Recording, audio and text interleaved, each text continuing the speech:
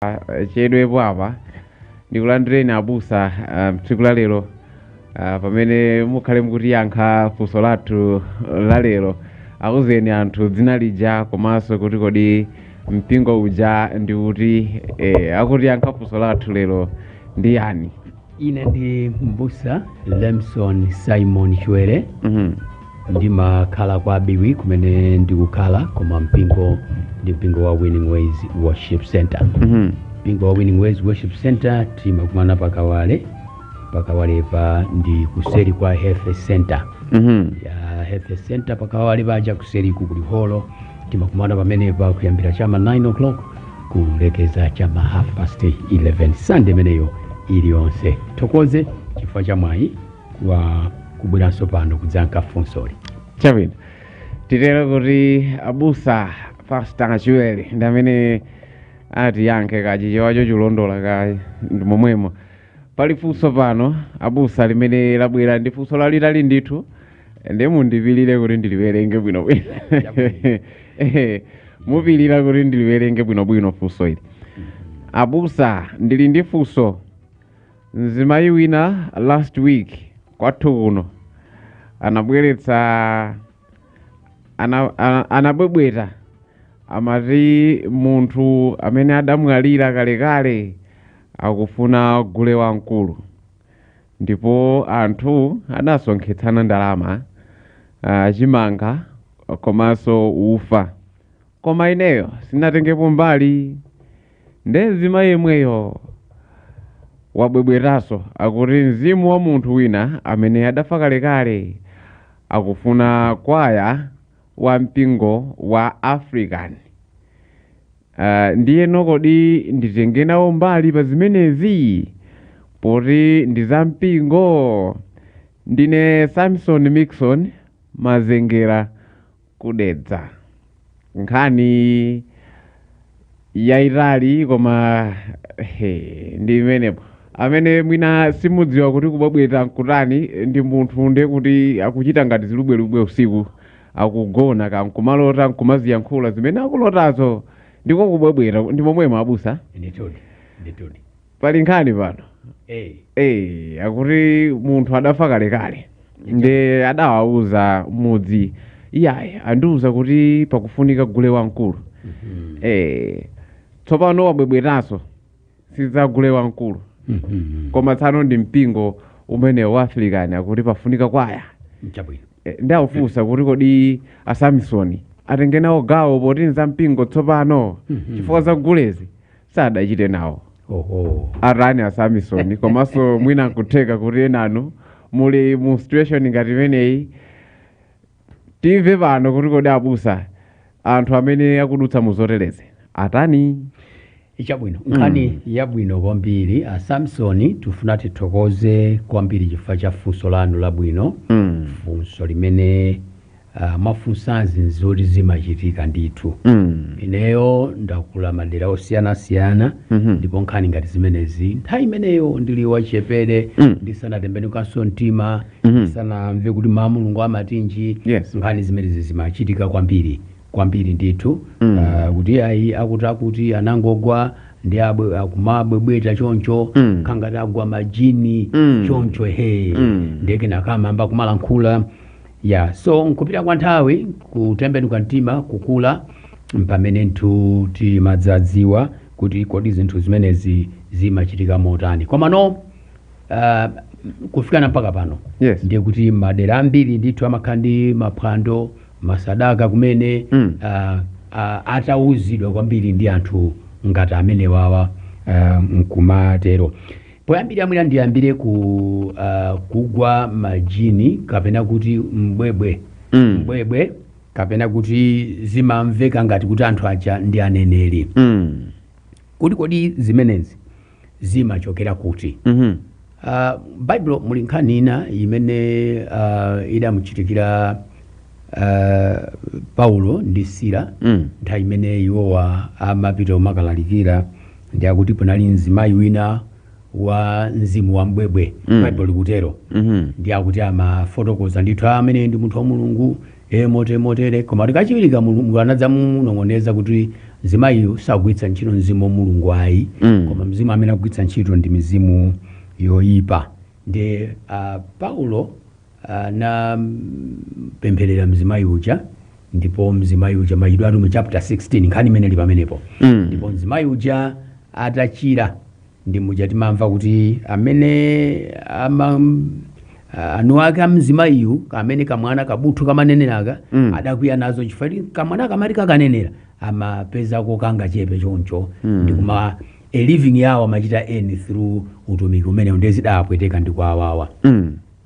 Choyambirira tikayang'ana malemba, ndili ndi malemba ngapo koma kuti chifukwa cha nthawi sitikoseko ndiwerenga, koma ndingowapempha iwo kuti akhoza kupita ndi ukawerenga. Mavesi omutchula koma? Mavesiwo nditchula. Chabwino. Vesi yoyamba yonso ndiwerenganso. Vesi yoyamba ndi Mlaliki chapter 9 vesi yake ya number 5 kulekeza mpaka number 6. Mlaliki chapter 9 akunena kuti, pakuti amoyo adziwa kuti tidzafa, koma akufa sadziwa kanthu bii, ndipo sadzalandira mphotho pakuti angoyiwalika. So mukayang'ana nkhani imeneyi imene akunenayi, ndi nkhani imene ili yofunikira kwambiri kuti munthu aliyense amene ali wokhulupirira ayenera kuti adziwe. Verse number 6 ndinawerenga nali 5 ndi mafuna ndingomalizitatu mpaka kufika verse number 6 yokenaka ndi kuti ndilongosole bwino zimene ndimazinenazi nkhani imeneyi. Verse number 6 akunena kuti chikondi chawo ndi mdano wawo ndi dumbo lawo lomwe zatha tsopano, ndipo nthawi yamuyaya sagawa konse kanthu kalikonse akachitidwa pansi pano. Pakati pa munthu wamoyo ndi wakufa, munthu amene wamwalira kuti wakufa akafa sadziwa kanthu bii, ndipo palibe kulumikizananso pakati pa anthu amene awiri wayi. Munthu akanyamuka wapita, sadzabweranso kwa ife, ndife amene timadzapita kumene kucha. Ndipo pakati pa anthu awiriwa molingana ndi mawu a Mulungu, anthu awiri amenewa palibenso kulumikizana kwina kulikonse. Mujanimane kuti pali mavesi angapo ndi kuti mwina chifukwa cha nthawi tingonena kuti Yobu chapter 7 kuyamba vesi yake ya number 9 mpaka 10 pamene ponso akukamba Yobu za kusalumikizika kapena kusalumikizana pakati pa munthu amene ali wa moyo komanso munthu amene ali wakufa. Palibe kulumikizana pamene papayi. Luka chapter 16 verse yake 26 pali nkhani imene akuyifotokoza ngati mwambi Ambuye wathu Yesu Khristu kuti munthu wina adamwalira amene anali wochita bwino kwambiri, munthu winanso anamwalira amene anali Lazaro, ndi akuti amenewa uyu wakufayo adamona Lazaro ali pa chifukato cha Abrahamu, ndi anafuula kuti ngati Lazaro angabwere kuti amuthandize, ndi adankha ndi wina kuti pakati panopa pali phompho, palibenso kuti pakhala kulumikizana, palibepo pamene papayi. So ndimafuna kuti ndinene kunena kuti mawu a Mulungu mavesi ochuluka ndangokambako mavesi ochepa pang'ono, amanena monenetsa kuti munthu akamwalira wamwalira, palibenso kulumikizana kwina kulikonse kumene kungachitike. Alibenso mwayi wakuti akhoza kubwera nkumakuwuzani zinthu kuti ayi mmati munditere, ayi ndithu.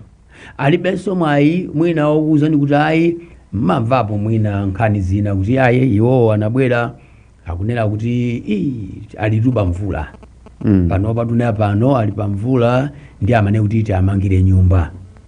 Ayi ine ndinalota akunena kuti ayi mpofunika tu kuti nyumba kuti jati gwetse, ayi mpofunika kuti tiphike thobwa kuti tikhale ngati tichite chiyanjano tidyere limodzi. Haya zimakambidwa zinthu zimenezi mochulukira mtembani kuti nthawi imene ndisanazindikire zakuti mawu a Mulungu amatinjiza nkhaniyi ndiye kuti ndimakhala munthu uja wovutika kaye mu mtima. So mwinafunso kumafunsa kune kuti tsopano awawa amene amayankhulawa ndi ayani, ngati munena kuti pakati pa iwo amene ali akufa ndiwo amene ali amoyo palibe kulumikizana, koma awawa amayankhula ndipo akunena kuti amayankhulawo ndiwo amene adatisiyawo. Funso limene nkumakhala nalo. Tsopano mukhoza kudziwa inu kunena kuti kuli Satana amene ali mzimu. Satanayo akamafuna kuchita zinthu zake nthawi zochuluka, ameneyo is a disguiser. Ndi munthu amene zochitika zake nthawi zonse amachita zinthu mozimbayitsa, mozembera, mosanzindikira. Chifukwa chimene iye amafuna kuonetsa monga ngati ngelo amene ali okuunika, koma ali mbulu weni, ali Satana weni. Chifukwa Baibulo lanena motsindika ndithu, ndipo likunena kuti palibe kugwirizana kwina kulikonse. Ngakhale uyoyo wakufayo atakhala kuti akamba zinthu zabwino kwambiri, zabwino zonkuchitikadi, koma sakhala wakufayo. Imeneyi pa chizungu amati ndi mafamiliar spirits, ndi mizimu ndithu yochoka ku Gahena imene imakavala nkhope yokhala ngati yawakufayo, kuti lokuja amakhala ngati iyeyo, koma palibe kulumikizana kwina kulikonse. Baibulo latsindika, ndipo nkhani imeneyi ndi nkhani yoona.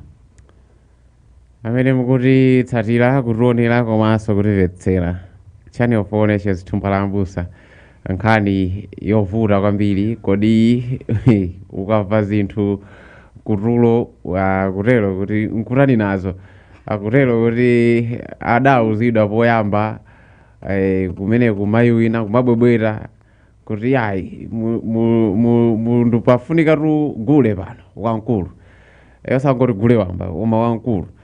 Tsopano ulendo uno akuti pafunika tu chalichi pano. Nkutchulanso chalichicho kuti chidzachite mchimenechi kwaya ibwere pano. Kodi amenewa achite nawo ndi manga zanu 088198289 088198289 kapena 099462738 099462738. Abusa, zinthu zitu zimabwera ndi ma condition. Nchabwino. Yayi mukapandotero pamudzi pano mukutha chiti. Enaso akuti mpakana ndiuka ine. Ndiuka chinthu. Tiyambire pa chinthu chimaukadi. Chitati chinthu icho chiuke chikhoza kuukadi. Nzotheka ndithu. Zikhoza kutheka. Chimene ndikuti zikhoza kutheka chifukwa chati akulankhulayo si Mulungu, akulankhulayo ndi Satana. Komanso chimene chingaukecho sikuti nchochokera kwa Mulungu, chingaukejonso nchochokera kwa Satana. So mukhoza kuona kuti nkhani yonse imene kuchitika Mulungu mulibemo, saukhalamo. Kapenanso mnu wake weniweniyo amene tikumunamizira kuti ndi amene natiyankhula mulibemonso. Ayi tisanene kuti amene timunamizira abusa. Sinanga zinthuzo zimakhala kuti waona ndendende bwina kumakutchuliranso iwe kumachita kuti pajatu adafaditu date yakuti. Nkumafotokozaso zidatere. Koma pakuti munaponya takozani. Mufunika kuti mudzafufute mapazi. Ndikukuzani mwina mmachita monyananyaza kuti tsomuka pandotero rubasopo. Nchabwino. Mwina ndingowerengako Yobuja ndi sanayankhe mmene mafotokozeramu. Yobu chapter 7 kuyambira verse yake number 9 imene Yobu pamene pa akulankhula, ndipo akulankhula motero: monga mtambo umazimirira ndi kukanganuka, momwemonso munthu amene walowa m'manda sabwerera, iyeyu sadzabweranso ku nyumba kwake, ndipo onse omudziwa adzamuyiwala. So abusa ngati tukamba pano ndi apulakatikoto tisauzane matheory yani. Tiye ndichite ndi pulakatiko zinthu zizoti zimachitika. Moyo wa munthu muno wake ndi Mulungu. Zochitika zonse za moyo wa munthu mpaka tsiku la kumwalira kwake mpaka tsiku la kunyamuka ndi kumene akafikire ndi mmene iyeyo akakhalire utatha moyo uno.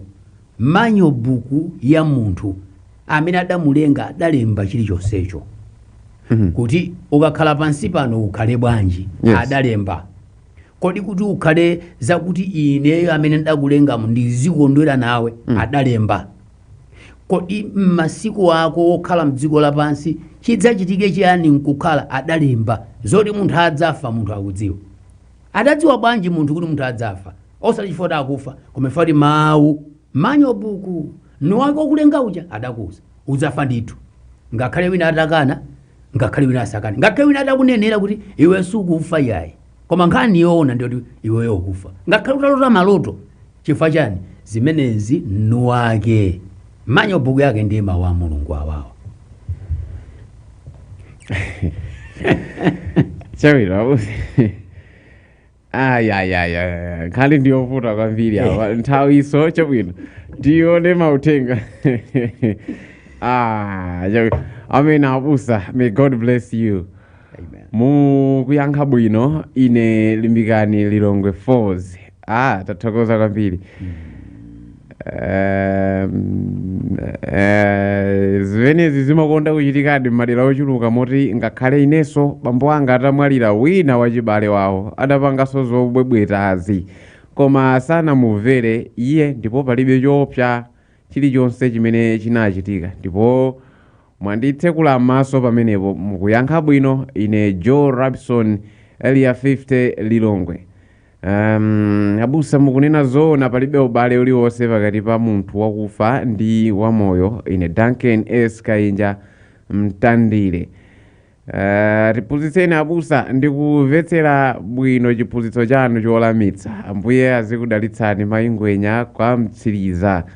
Chabwino abusa ameneyo asapiteko mapeto ake apembedza ziwanda ndine ngwenya kwa mtsiriza.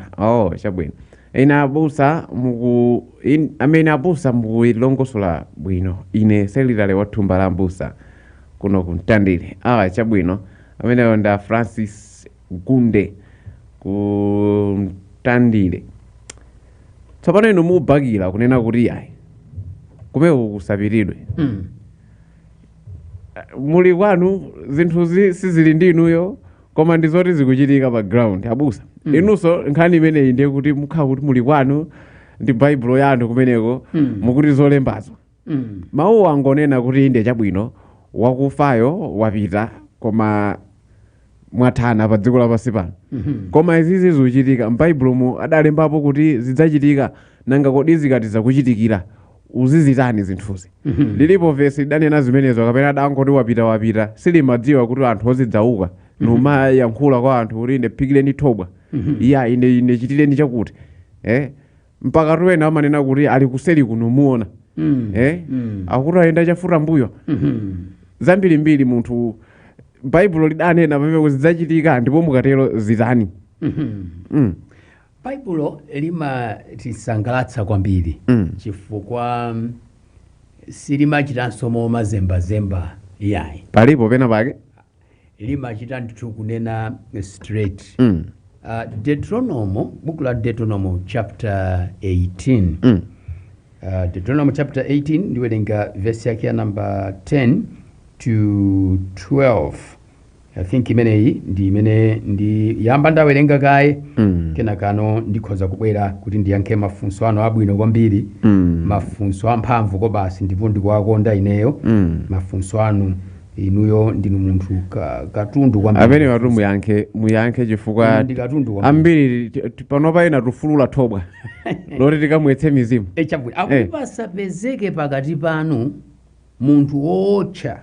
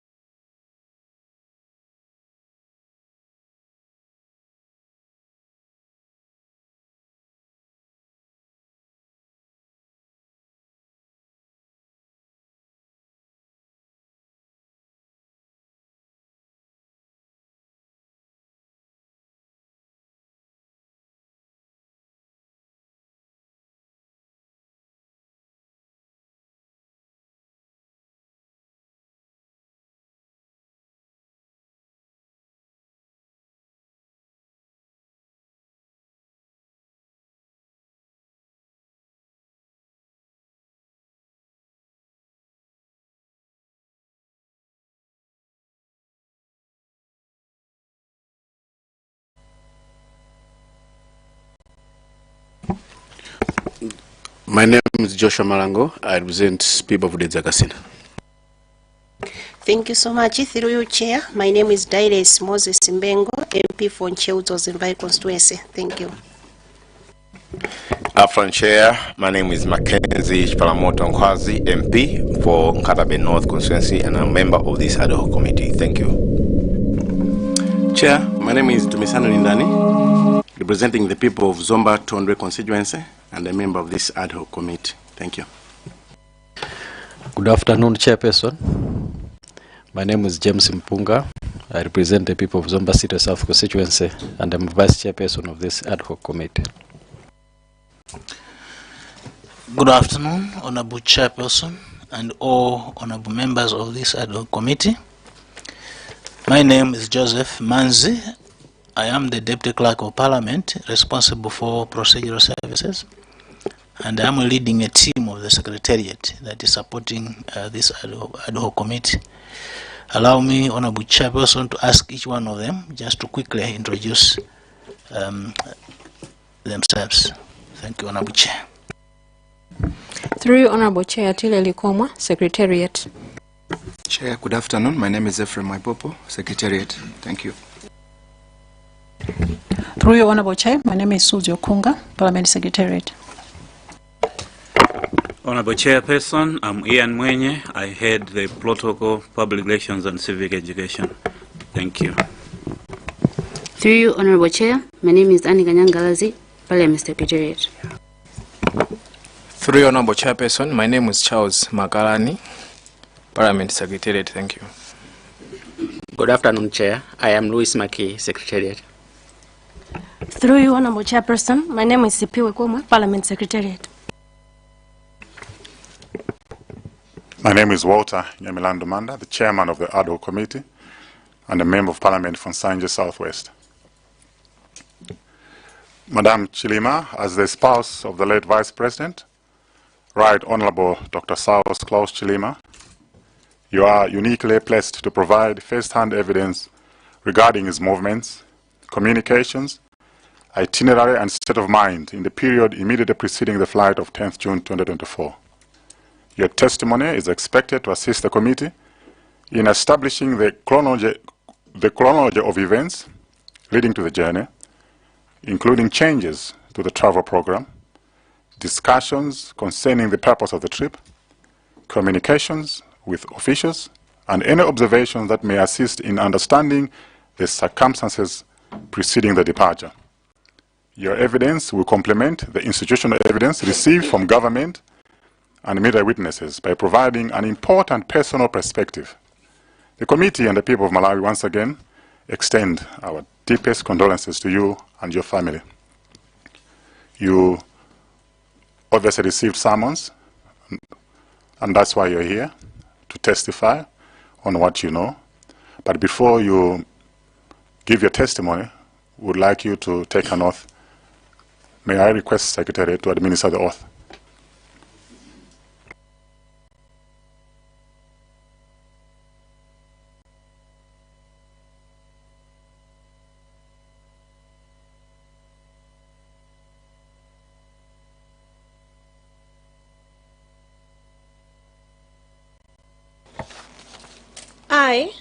I, Mary Nkamanyachi Chilima, do solemnly swear by the Almighty God that the evidence I shall give shall be the truth, the whole truth, and nothing but the truth. So help me God. So help me God.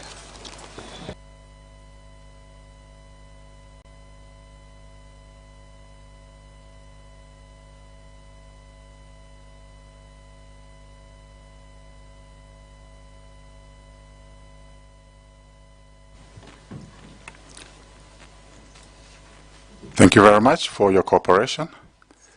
You're free to give your testimony. We noticed that you have prepared your presentation. We have received copies. It is up to you to read through the report or to talk it through. After you have made your presentation, members might want to seek further clarification. So I'll open the floor to the members then. But for the time being, the floor is yours. You may proceed. Thank you very much, Honorable Chair, and all the honorables present. Good afternoon. On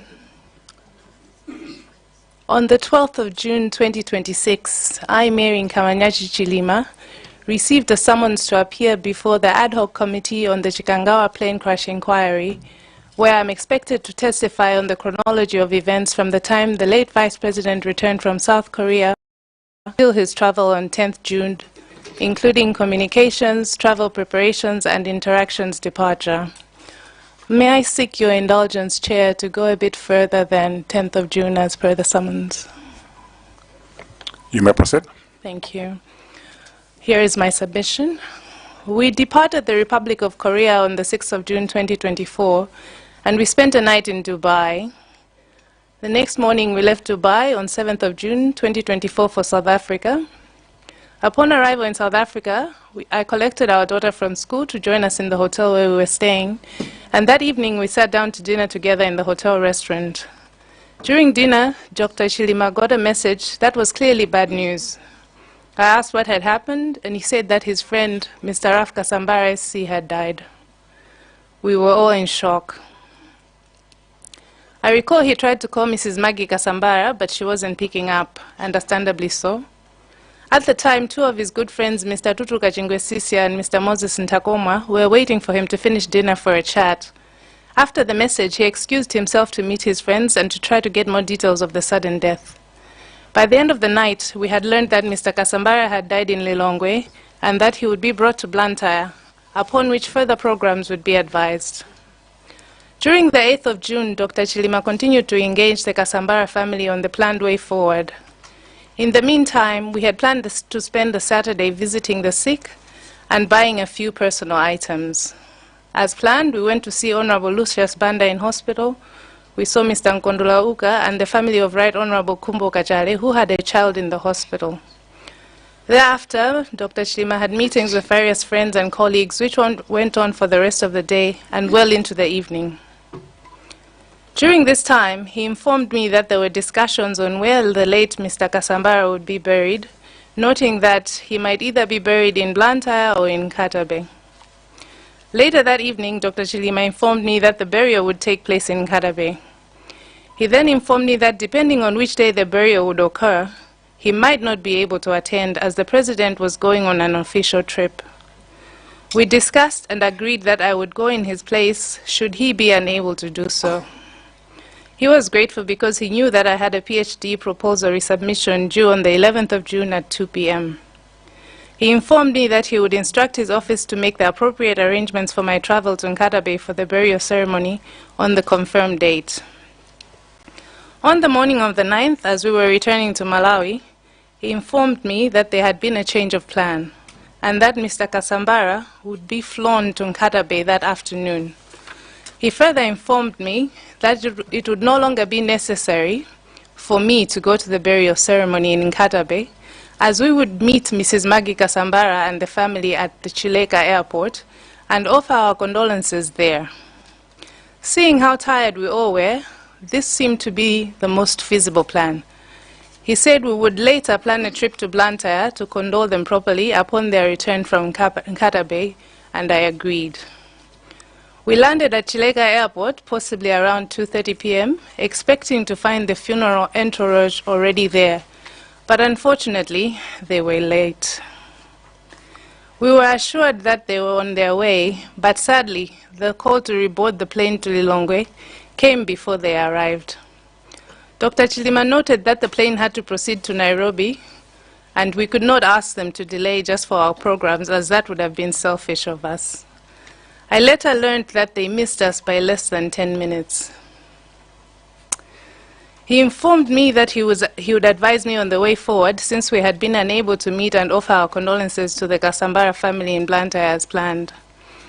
Upon arrival in Lilongwe, he went straight into various meetings, and I in turn proceeded to work on my proposal resubmission. At some point, he informed me that some of his lawyer friends had stated that Dr. Kasambara needed to be buried in person. Dr. Chilima was upset by this comment because he felt like it was unfair to expect him to attend under the circumstances. He expressed frustration at the expectation for him to attend the funeral in Katabe as well as the presidential send-off in Lilongwe. I was therefore surprised when later he informed me that he would go to the funeral. I asked how, and he said that the presidential program had changed from a 1 p.m. departure to a 5 p.m. departure, making it more feasible for him to attend both. He explained that we would depart by plane at 9 a.m. the next morning and arrive in Zuzu by 10 a.m., then plan to be at the funeral latest by 11 a.m. The plan was to return to the airport by 2 p.m. or 2:30 p.m. in order to make sure that we return to Lilongwe by 3:30 p.m. in ample time to see the president off. He then proceeded to bed and I continued working until around 2 a.m.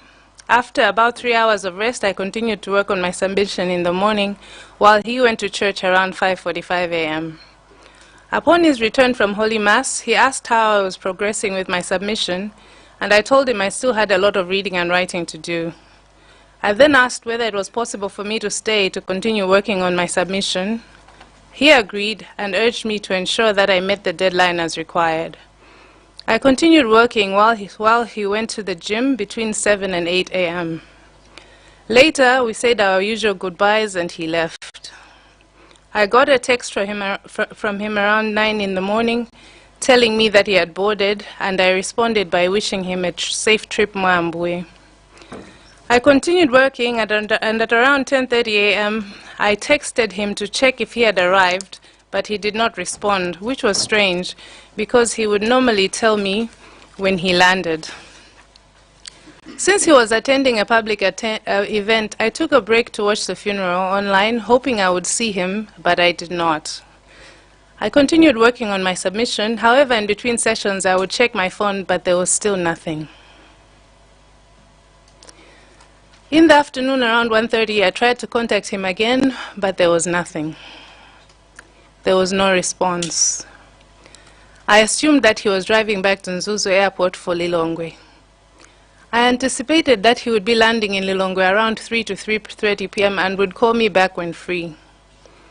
Around 3 p.m., I heard the voice of Mrs. Grace Varela calling me from downstairs.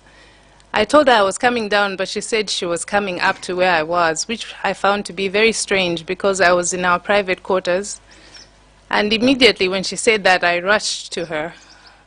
When I saw her face, I knew that something was wrong, and I asked her what it was, and she informed me that the plane was missing. The news didn't register, and I immediately started calling Saulos. I tried him a few times, but the phone still remained off. I asked her what time he had left the funeral, because at that moment my understanding was that the plane went missing on its way back to Lilongwe. The idea that it had been missing since morning didn't even occur to me. It was simply not plausible. When I was informed that the plane went missing on the way to Nzuzu, I just didn't understand why no one had informed me for over 5 hours. I called my aunt, Miss Rose Kamoto. I called my mother, I called my sister-in-law Maria, I called my children and informed them that the plane carrying their dad was missing. My aunt rushed over, and upon her arrival, she called Father Chatsira in Nguludi and arranged for a virtual Holy Mass immediately. We had the virtual Mass with the hope that they had had an emergency landing somewhere out of reach. I later got a visit from Dr. Lake Sigwese, who came to tell me that the plane had crashed. I remember he used the word crashed. This was when reality began to sink in. At the time I was working on faith that Dr. Chilima had had an emergency landing somewhere. I still kept trying to call him. When I found out that Madame Chanel was also in the plane, I also tried to call her, but to no avail. I wanted to leave Lilongwe immediately to go and find him, but I was told no one had a destination for me to go to yet. No one knew where the plane had crashed. Everyone discouraged me from going, saying they would find him soon and I could go to him as soon as they found him. I also got a visit from the Inspector General of Police and Honorable Kumbize Chiponda. I don't really recall what they said, but I remember scolding the IG for the delay in searching because it was late evening when they came. I kept asking why it took them so long to start searching. At that time, she could not give a satisfactory answer. Little did I know it would take 23 hours before they found them. That evening, we kept praying, crying, praying. Dr. Chilima has a personal pew in our home, and Aunt Rose and I took turns praying on it all night. It was the longest night of my life. Morning came with no news, just family members pouring in with grief all over their faces. We kept speaking hope and life into the situation. I tried again to leave to join the search, and someone said I had to be in Lilongwe for when our children arrived. Around 11 a.m., I started getting condolence messages from various people. And I would ask them if they had heard something, and they started backtracking and apologizing. Others didn't even respond. I then started to check social media to see if the plane had been found, and on one of the pages, I saw a picture of a plane. I rushed outside to the second in charge of the Vice President's security, Miss Gloria Ntukule, and asked her if the picture was real. And she said she was on the phone with Mr. Limbigani Banda and would respond shortly. As I was anxiously waiting, another picture came on my phone with the aircraft number on it. I showed her the second photo, and as she was about to say something, I heard Mrs. Varela say her husband, Mr. Joshua Varela, said, "We have lost everybody." The world went black. The world is still black. I'm told I became hysterical, and at some point, I must have calmed down enough to remember to call my children before they saw it on social media like I did. I went upstairs to find a quiet place and steeled myself to have the most painful conversation in my life. I informed both children that their father had died in a plane crash just before they too boarded planes to come home. As I was talking to the children, someone came in to say I had to go and sit downstairs because the First Lady was coming and she had to find me seated. I refused. When I went downstairs, I found the house completely full of women, already dressed in black, ministers and others whom I did not know, and the First Lady was also there. Some were taking photos. It was chaotic, uncomfortable, and confusing. After that, we kept getting groups of different people. At some point, 40 clergy from different churches came at once, and I remember one said, "Mulungu sala kuitsa, koma ababoka wala kuitsa." We kept getting people coming to the private residence until someone made a decision to have everyone congregate at the Area 12 residence to give us a little room to grieve. I was very anxious about my children who were both flying that day. But I still wanted to go to Chikangawa. But I was told that the bodies would be flown to Kia. And when I said I wanted to go to Kia, I was told no, because the president wasn't going to be at Kia. Later in the evening, we were rushed to leave because we were told that the former president was going to go to the airport after all, and we had to rush to arrive before him. We arrived at Kia. I remember seeing the big helicopters and thinking, where were they yesterday? After the planes landed, I saw body bags being moved into different medical vehicles. I was told to drive behind the car carrying Saulos, but I refused, and I insisted on going with him in the ambulance that took him to the mortuary. He was in a white bag in the back. I couldn't accept that this bag I was looking at was my Saulos. I really don't remember much after that. Since he had left on the morning of Monday, 10th June, I was only allowed to see him on Thursday, the 13th of June, around 7 a.m. at the mortuary. I was told to prepare myself because he was hurt. I went in not knowing what to expect, but I had to be strong for my children, and we were grateful that we were finally able to see him again. That morning, he was supposed to have his final Mass at St. Patrick's Parish at a set time, but Mass was delayed by close to 2 hours due to the late arrival of the former president.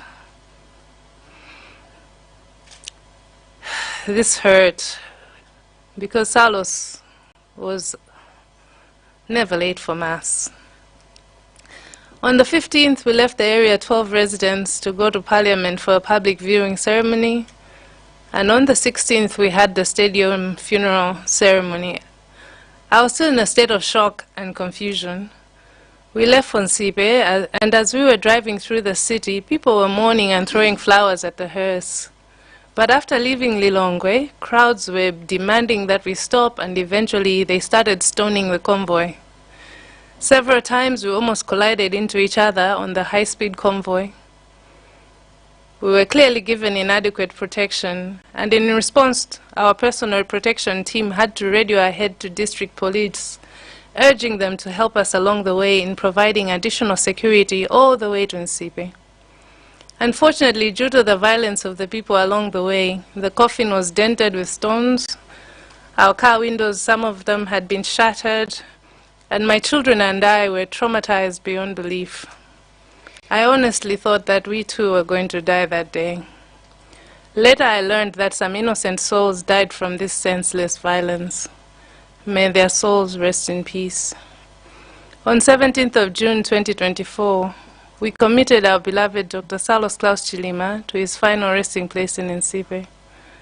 Such were the events between 6th and 17th 6th and 17th of June 2024 to my best recollection. For the interest of time and in relation to my summons, Honorable Chair, allow me to pause here. Thank you. May I request that we observe 1 minute silence, if we can all stand up.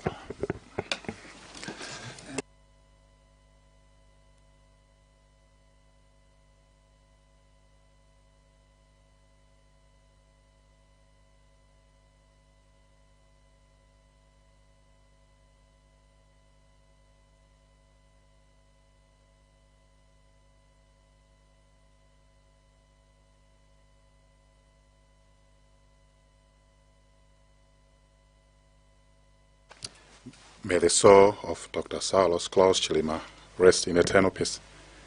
We may get seated.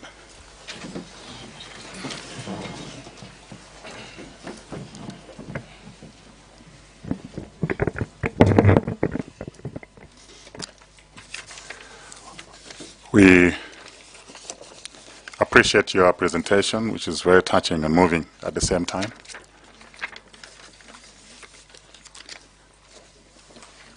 It's not the best of circumstances, but unfortunately we have to revisit the past.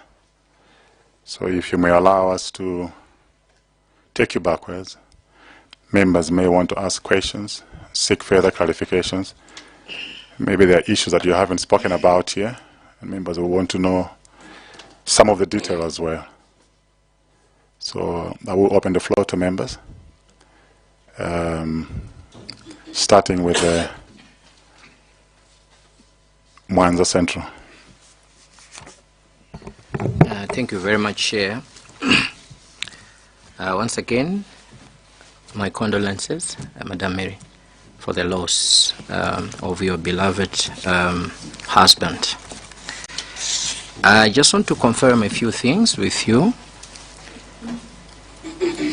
In your statement, you have said that at 3 p.m.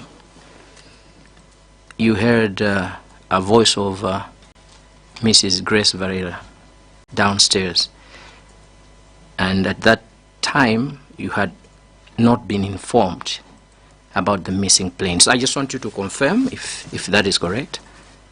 That is correct. Thank you.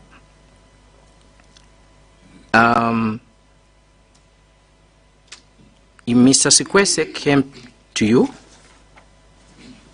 and informed you that the plane had crashed, and that was on the 10th, correct? That is correct.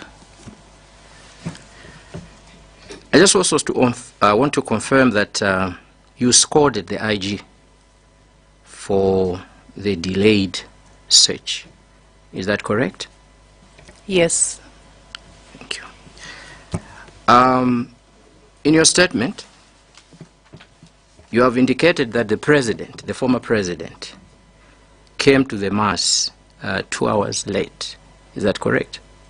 Let me clarify. We were waiting for him at the mortuary, and we left the mortuary on a convoy with him to go to the church. So we were waiting to leave for church. So the delay happened as we were waiting outside in the cold at the mortuary.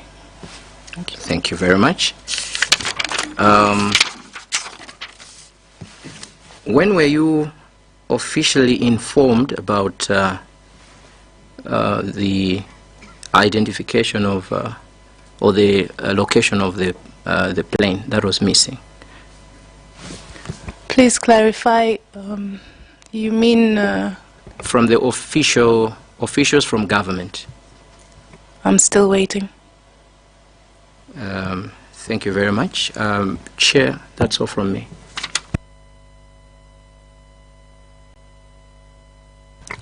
Kadabe North, then we go to Doa Kasangazi and then Lilonge Mudi. No, thank you, Chair, for giving people in Kadabe North to ask a question. First of all, I'll send my condolences to Madam Chilima for the loss of our Vice President. Basically, I'll go through the same of my colleague who asked, but I'll need an answer from there. That on page 3, you have said, or you have expressed that I later got a visit from Dr. Lakesi Kwese, who came to tell you that the plane had crashed. Can you remember it was at what time? I think it was around 4, if I'm not mistaken.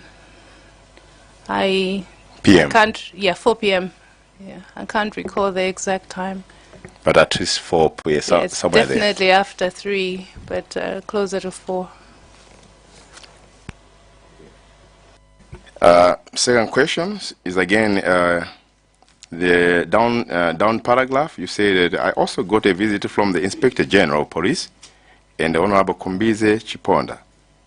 I don't recall what they said, but I remember scolding the IG for the delay in the searching. I kept asking why it took them so long to start searching at the time.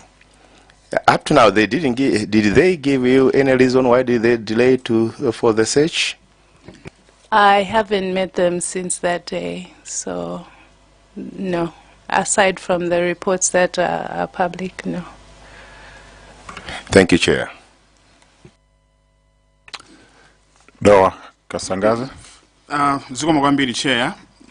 Poyambirira ndi joine inu Chair komanso azanga onse amene apereka uthenga opepesa kwa Mayi Chilima nawonso anthu akudowa Kasangazi constituency akupepesa kwambiri pa imfa imene inadza munjira ya ngozi. Chair, ndimati ndiforokoze kunena kuti kwa ine kuyamba kwanga ndale pali anthu angapo amene amandipanga inspire, ndipo Dr. Chilima anali mmodzi mwa iwo amene anandipanga inspire kuti munatiyambe nawo kuchita za ndale. Ndili ndi mafunso angapo amene ndikufuna kuti ndikupatseni. Funso loyambirira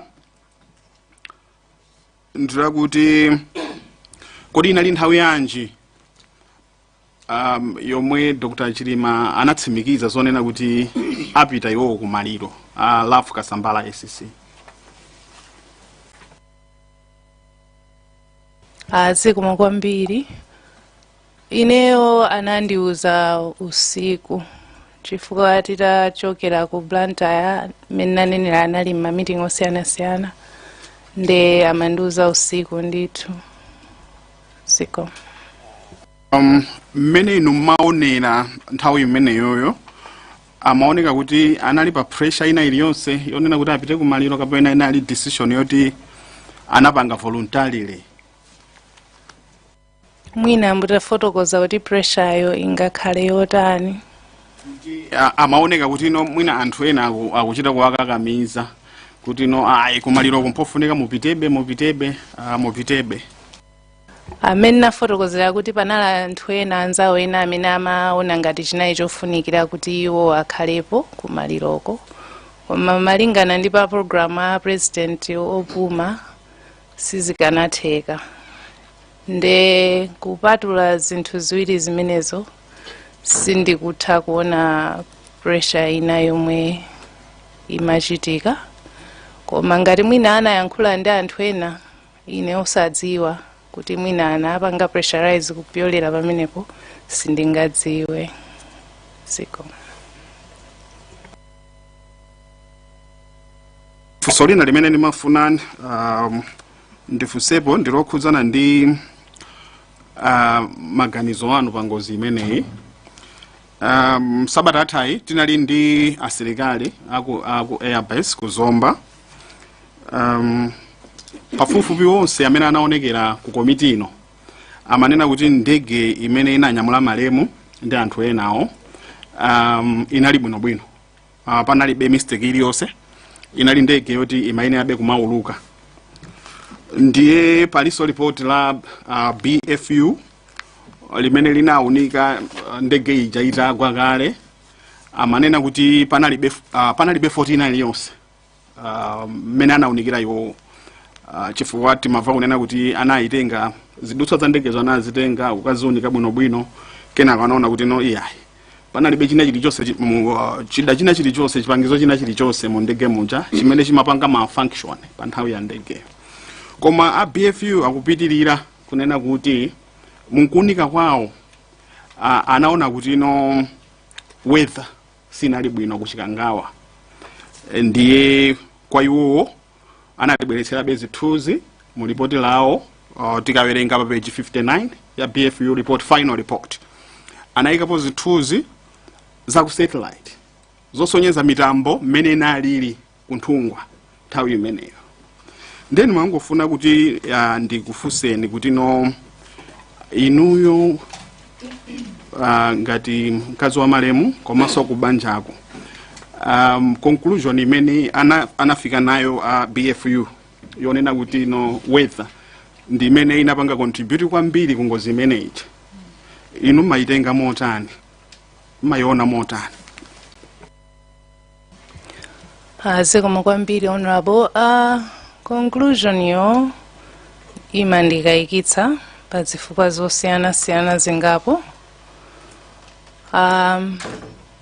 Zina zomwe BFU report inanena zinali zokuti mwina mapilot amene amayendetsa ndegeyo amathamanga chifukwa choti mwambo umene kawayamba 10 koloko, koma mwambo umene kawayamba 11 koloko. Ndekuti assumption yawo yomwe anachita base kuti zomwe zimachitika mu ndege inali off by an hour, which in flying time is quite a big. Chifukwa ananena ngati kuti mwina mapilot anali under pressure nkaona zina ndi zina zimachitika. Mene ndinamvetserera report ya BFU panali ngati maganizo amenewo kuti mwina panali passengers giving pressure, but it was based on the wrong premise. Ndekungoyambira pamene popo, komanso kuti ndinayi ndi ka list kamafunso naneso kuti ndikanapereka kumapeto, koma lina linali lokuti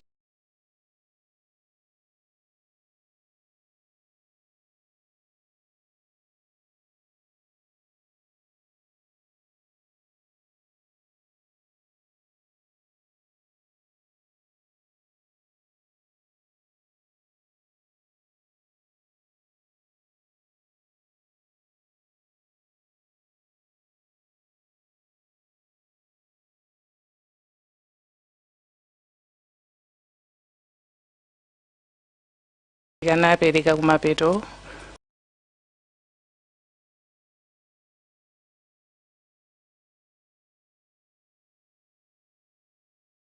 Kamafunso naneso kuti ndikanapereka kumapeto.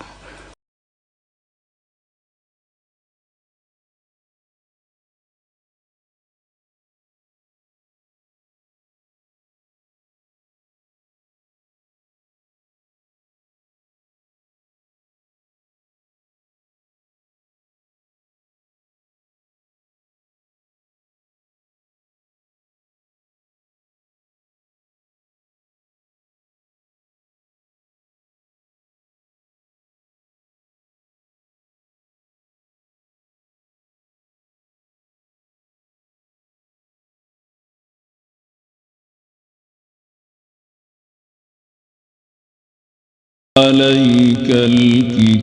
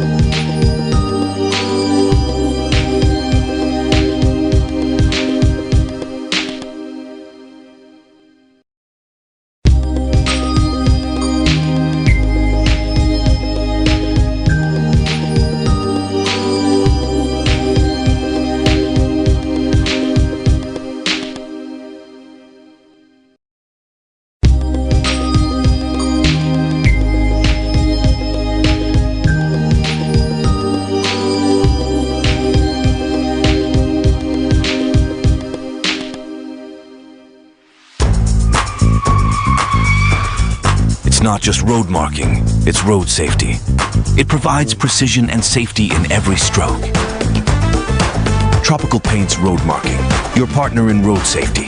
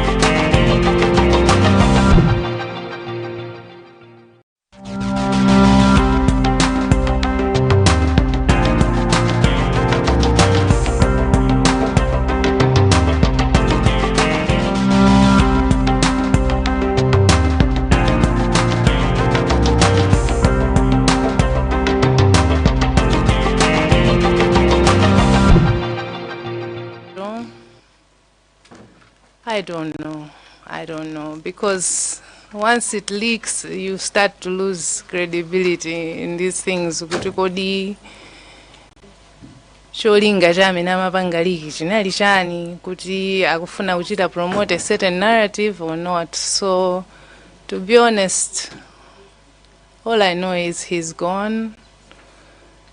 How he went, I can't, even if I question the manner of the autopsy, I don't know kuti ndinene kuti I don't have malo oti ndinene kuti apa sindikugwizana nazo kapena chifukwa I didn't really dwell on the detail except just to see whether zomwe zinali pa social media zinali zofanana ndi report yeniyeniyo. It's traumatic kuti uziwerenga kuti wokondedwa wako anachitika chakuti sizinthu zoti munthu you should be able to see.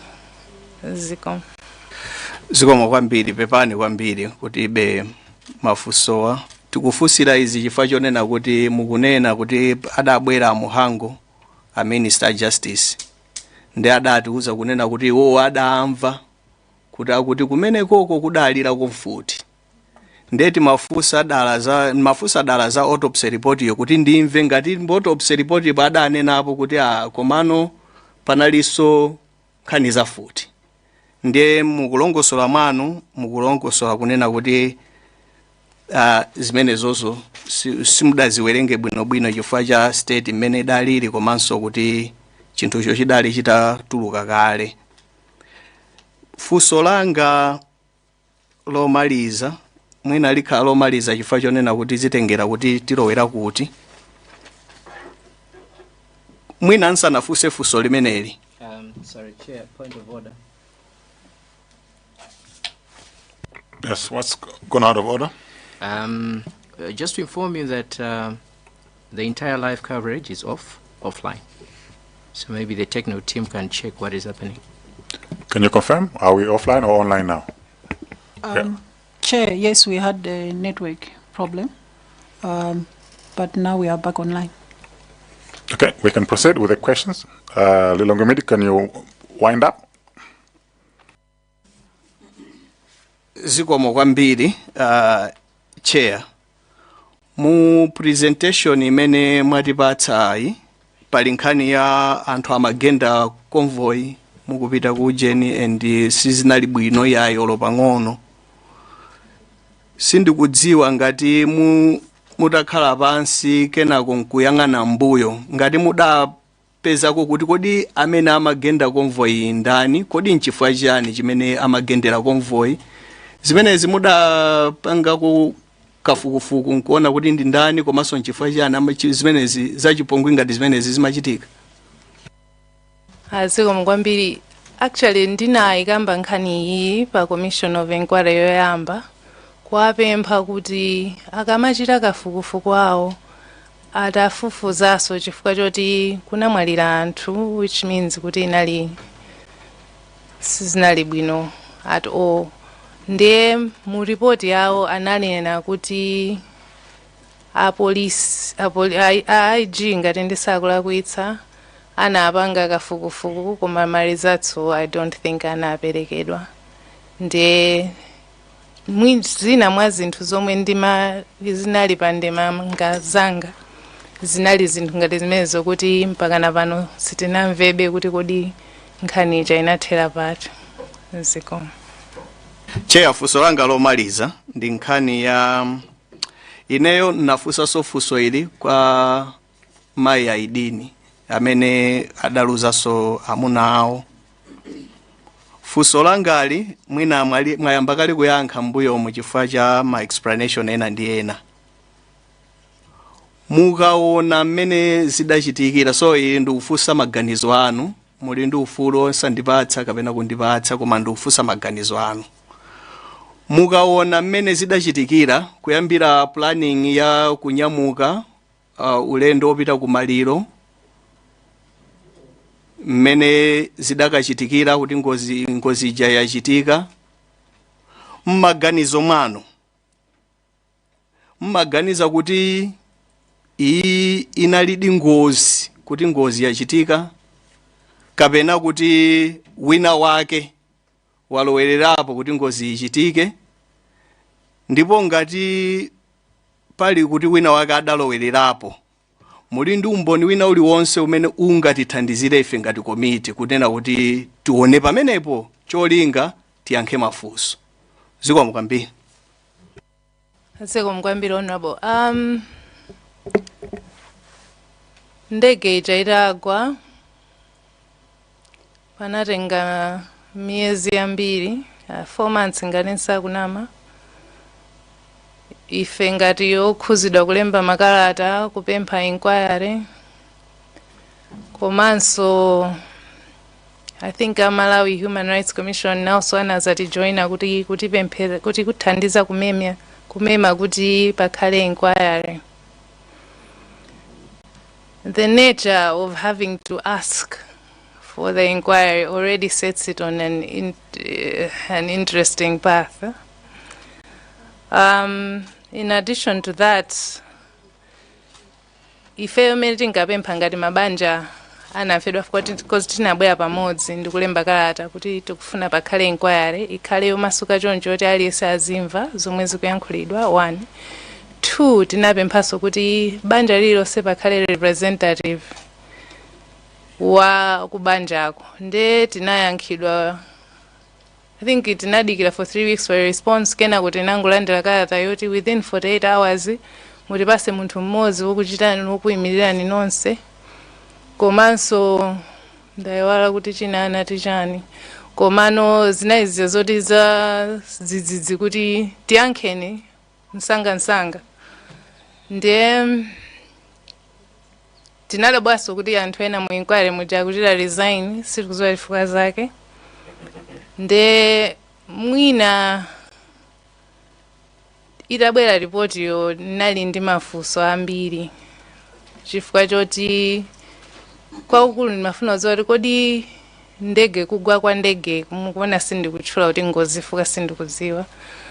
Kugwa kwa ndege imeneyi chinali choti chikanatha kuchitidwa avoid kapena ayi. Number 1. Number 2, kuchedwa kukapeza anthu aja mpaka na almost 24 hours for a vice president. Was there negligence? Was it deliberate? What was going on? Nde mafunso ngati amenewo mwina nkaona siti makhutisidwabe ndi ripoti loyamba lija. Nkaona tili pano kukuyankhaniso kuti mwina inuyo ono tsopano ndi amene mungatiunikire bwinobwino kuti chinachitika ndi chani. Apapa pali composition ya anthu azipani zosiyanasiyana. Zimenezo zitithandizira kuti chilungamo chituluke chifukwa choti aliyense akufunsa mafunso amene akuona kuti afuna amvetsetse. Nde ndikuona ngati mwina closure ija ibwera through inquiry iyi chifukwa chokuti tidziwa kuti was there foul play or not. Komano ndinene kuti ripoti yoyambayo ineyo sinakhutisidwe nayo pazifukwa zina zomwe nditanene komanso zina zomwe zinachakhala zikutchulidwa mbuyo ziko.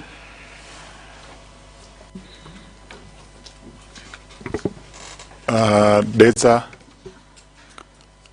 kasine makamena masinda. Okay. Zongwambiri chair. The joine azanga wose amene apereka matontozo awo kwa inu mai Chilima chifukwa choruza kutaya okondedwa wanu amene ena mwaifeso anali anzathu amene amadipanga inspire amene nthawi zina mbali zina timacheza nawo zina. Komabe imene ananena chair muja kuti mwina chifukwa cha mwayankhulira muja kuti pali zina zimene tikufunabe kuti tipezebe mafunso ndiye mutithandizeko kuyankha mafunso ena amene ndinaye nawo wambiri wa ayankhidwa kale. Sindibwerezaso ngati pena nditabwereze ndi kuti mwina ndifuna kuti ndimvetsetse kuchokera kwa inuyo mai Chilima. Poyamba ndimakupvetserani pa page 3 ya presentation yanu. Mwanena kuti mudalandira alendo ku nyumba kwanu masana. Mwangoti later got a visit simlanene nthawi zanji muna muduzena nthawi yanji imene Dr. Sikwese amene ndikhulupirira kuti ukamayankha nthawi iyo mutsimikiza kuti mwina pamene amabwera anabwera ngati akuntchito kwa malemu kudzakuza nothenga ngati akuntchito kwa malemu mwina mutatitsimikizira pamenepo. Dr. Sikwese anabwera ngati I think cham'ma4 ngati ndisakunama kuchokera ngati anali apiyesa ku office kwa VP ndithu. Chabwino panatenga nthawi tali bwanji pa atachoka Dr. Sikwese sindikhulupirira kuti ndi nthawi imene kumabweranso pano mkulu wa polisi wa nthawi imeneyo ndi anduna aza umoyo nthawi imeneyo olemekezeka Khumbize Chiponda. Ndamvetsetsa amene mumayankhula kuti mwina zinazo simungakumbukire koma mukumbukira kuti mudawafunsa ndi chifukwa chani sichinachedwa. Nkubwera kwawo amabwera kudzanenanso kuzakusowa kwa ndege kuzapasana update kapena ngati mungakumbukire kuti kubwera kwawo kwenikweni amadzanena kuti chani kwa inu. Zikomo kwambiri honorable. I think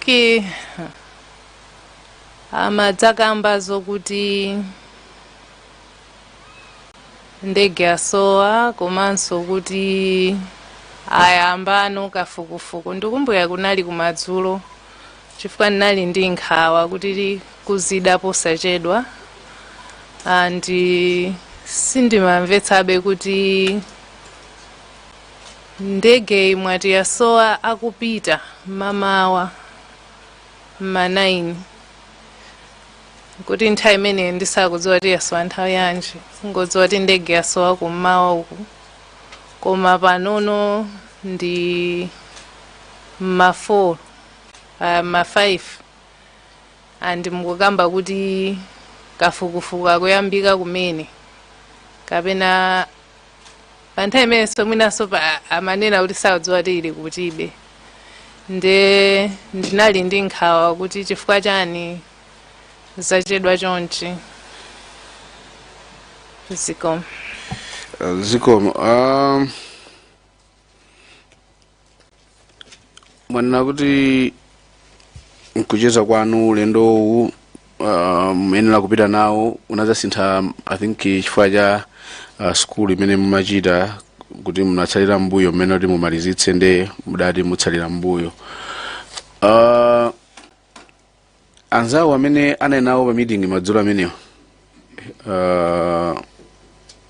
mudasanafike kwanza nawo pa meeting iyo his lawyer friends amene amakhala ngati kuti amakakamiza malemu a vice president kuti akuyenera kuti apite akamuyike nzawo Malemu Raphael Kasambara, Senior Counsel in person. And our chula right now, when I have the names of these lawyer friends.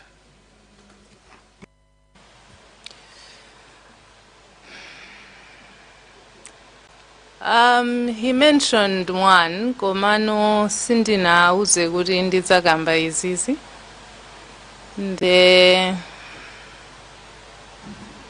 Mina ndafusa kai kuti kodi andilola kuti ndichule koma ya nditero. Chabwino ndimafusa chair chifukwa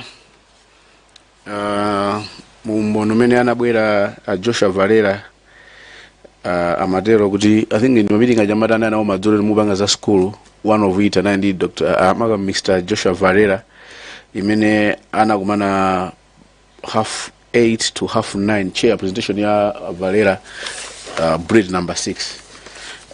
Amatero kuti adakumana nawo between 8:30 mpaka na 9:30 madzulo pena apanga confirm za ulendo meneo and anachulapo kuti modzi amene naye nawo ndi a castle center. And I was able to mention, so if I nafusa kuti mwina kapena inuso mkozo chula, but if you're not comfortable to mention the name, chair, I think that's okay. I wanted to understand if you can mention or confirm kuti this is the meeting you were referring to. Meeting manena kuti inachitika madzulo inu mubanga za school and haja nala amenewa. Aye. Sana lamene. Chabwino. Akandivomera ndithakuza achula. Ineyo ndilibe vuto koma ndiapatsa ulemu kuti timati hearsay kuti ine namva kwa vice president akukamba sindinayambe ndafusapo iwo kuti kodi munalemba izizi ndithudi dziko. Mwina muli pompo mwina zikanakhala kunena chimene mukudziwa sa maloya enawo kuti tikhale ndi full picture kuti pasakhale ma questions ena ndi ena kwa ma members ngati zingatheke koma ponenapo kuti matenga oath munene zeni osati ma rumors ngasi ma rumors ndakuti akhala ovuta eti ngati simuli comfortable munena koma munene chilungamo. Ananditchulira kuti a Dr. Chikosa Silungwe ndamene analemba message imeneyoyo koma sinambe ndakambapo nawo Silungweyo siko. Chabwino chifukwa mbono mene ucheya ndomene so mwina mudamvera adanena Mr. Valera kuti adakakamizidwa koma anali atatopa amene munenera mucho nonse munayamba topa chifukwa cha ulendo wa ku Korea and samafuna atapita kumeneko. Mumbono wawo wa Mr. Squese umene anadzapereka ku komiti ino anapereka mayina lanu lili pomwepo kuti ulendo oyamba unalionera kuti mupita ndinu a vice president sapita mukayimirira ndinu andi mumapita ndi mai panopa ndi olemekezeka a Emile Chinthu Phiri, mai Winnie Nyondo ndi mai Madam late Shaniu Mluzi. Can you confirm mwina kapena mwina nati can you confirm if that was arrangement? Normally sama ndiuza kuti akupita ku office ndi ndani amangopanga arrange nda office, so I think amakhala ndi ma roster anthu aja kuti trip yatapite ndi awa trip ndi kuti pamakhala nkhani za ma allowance ndi zina zotero ndi sindimadziwa kuti ndipita ndi ndani. Koma kumena chabwino kusiya anthu amene wawa koma the arrangement yokuti program yamba kuti mmene opita munali inuyo a vice president samapita. Was that true? Mmene ndinafotokoza kuti pa Saturday ndinanena kuti iwo ngati sakwanitsa opita ine ndithapita m'malo mwawo koma ndekuti koma pa galimoto ziko. Munakambapo nkhani yokhuzana ndi anduna tisanafike muna kwa anduna a justice ndikapita ku last presentation yanu so touching sindikufuna kubweretseranso kumbuyo mmene mudakaona koyamba thupi la malemu, koma ndimafunabe mudangotipangabe confirm kuti kodi pa tsiku limeneli pa 13 June limene makaona thupi la malemu, was it before or after autopsy? Tinali zoti amaliza zonse tikunyamula maliro tikupita nawo kutchalichi. After that maliro anapita ku area 12, kenako ku parliament, kenako ku stadium, kenako ku Nsipe. Ziko Chabino, chana sani mafusa awiri fuso loyamba, and I know mwanena kuti muli ndi mutiuza kumapeto zimene mufuna kuti mwina komiti ithandizire chifukwa mu submission yanu mwakamba kuti muli ndi mafusobe amene muli nawo. Ndi ndikadakonda chair kuti katipatsa mafuso ngati tingalole kuti tibwere tifuseponso mafuso amenewo. Koma before that nabwera a Joshua Valera mu presentation yawo adafusidwa kumapeto adatchula zinthu zitatu zimene akufuna kuti ngati komiti ino iwathandize kubanja while seeking closure. Anakamba choyamba nkhani yokhuzana ndi search and rescue imene inayendera kuti sanakhutitsidwe nayo ndi imene mwina kuchedwa kwa stage ndizotolozo. Anakamba nkhani ya management of the bodies atapezeka, how the bodies were managed. The last part pazutana gamba ndi chinonso munachikamba ndi nkhani ya leakage of autopsy report kuti was leaked. Aside these three pazutana zimene zizi, mwina inuyo ngati mayi wa malemu, mkazi wa malemu, pali zina zimene mukuona kuti komiti inekona kuthandizani? Honorable Chair, maybe ndingopanga go through ndemanga zangazo kuti chifukwa yankho ndili momwe sindikudziwa. Ndikudziwa munapena tukumabwereza koma mukhoza kuwerengaso kuti muyankhe funso lawo ngati lili pa pagepo kuti mumpanga explain bwinobwino. Okay, ziko much honorable. Zina mwa zinthu zomwe mwina sinakhutisidwe nazo ngati mkazi wa malemu a Dr. Saulos Chilima ndimene manenera kuti njira yomwe ndege inadzera kuchokera ku Mzuzu kubwera ku Lilongwe inali yosiyana ndi imene anadzera pobwerera ku Mzuzu kuchokera ku Lilongwe.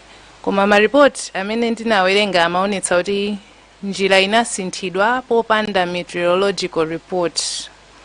Then madaba kuti zinatheka bwanji kutero, ndiponso kuti mwina akanakhala kuti report imene inali available. Mwina flight plan sikanakhala yomweyo. I'm aware kuti anadzapasidwa weather report kuchokera kutawa, koma iyi kusiyana ndi meteorological report yoti report ya BFU komanso ya commission of I'm not sure of commission of inquiry, koma I know BFU inachita note kuti this was a big anomaly. Tinamvaso kuti ndege inazasiya kuyankhulidwa 10 minutes to 10 mamawa mpaka na anthu aku Mzuzu anayamba kuimba mafoni mpaka na kuimba ku Lilongwe chamma 5:10 kufunsa kuti siri kuipeza. Komano patadusa mphindu 22 kuchoka pa nthawi yomwe inayankhula nayo komaliza anapezeka kuti 12:10 wakutawa waku Mzuzu ananena kuti anazayankhulana nayo ndege ija. Koma commission of inquiry inachita disregard communication ya 12:10. Ndeva meposo zimandipasa mafunso ambiri kuti kodi chinachitika kwenikweni ndi chani. And ndikanafunanso kudziwa kuti kodi amene anapereka nyengo ndi yemweyo amene akuti anayankhula nawo anthu aja 12:10 yo. Tinamva kuti 10:10 achimaneni anadandaula kuti mundege muli too much turbulence pa umboni wa mayi Winnie Nyondo.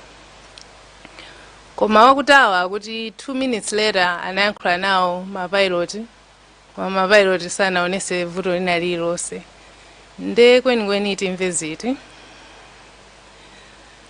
zoti ndege imakwera ndikutsika mmene nanena muja kwa nthawi yayitali sizinafotokozeredwe mogwira mtima m'maripoti amenewa komanso kodi zimenezi zingati zimachitika chifukwa cha weather kukwera ndi kutsika kumeneku kumachitika dera limodzi kapena linali dera lalikulu ndipo dera lonseli linali ndi vuto la weathero?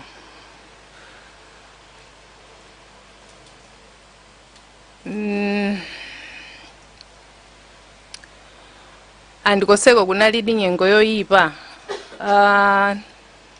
Nawerengaso kuti pokwana between quarter to tingoti 13 minutes to 11 mpaka na 29 minutes to 12 airport anali atafunsa kale kwa maiko ena ngati ndege ina yatera ku maiko awo kapena airport osiyanasiyana komano kuchoka nthawi imeneyo nkumafika m'mathu mmene amayamba search sindikuzoti amatani kwenikweni amadikira chani kwamene analira achilima zikachitika zinthu amathamanga nde ngati kunali nyengo yoyipa kwenikweni chimachedwesa ndi chani. Nakhumudwa kuonanso kuti report loyamba lomwe inapita kwa president opuma anawadziwisa kuti according to commission of inquiry anauza 25 minutes to 12 kuti ndege yasowa koma iwo anapereka instruction nene kuti ndi 3 koloko yomwe iwo akuti anazazindikira kuti nkhani ndi serious. Mina nditachita the exact wording wopa kulakwitsa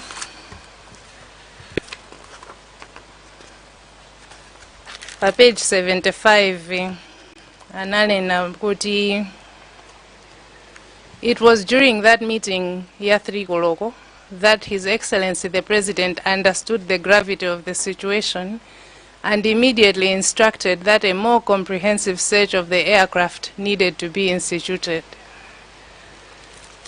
This was 3 o'clock, more or less 6 hours after ndege kunyamuka, ndege kusokonekera, ndege yoti inali ndi fuel wa 4 hours yekha. So zinthu ngati zimenezi zimandikhumudwisa kwambiri.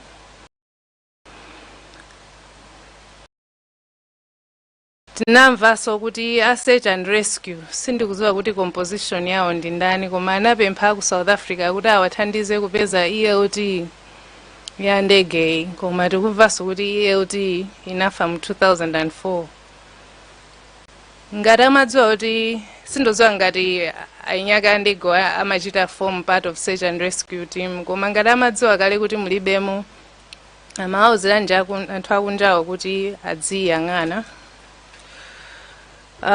Report imanena kuti usiku ya Commission of Inquiry wa June 10 atasiya kafukufuku a polisi anauzidwa kuti pa phiri la Pamphara pakuyeneka kuchitidwa search ndipo ndegeyo inakapezeka kumeneko chakumeneko.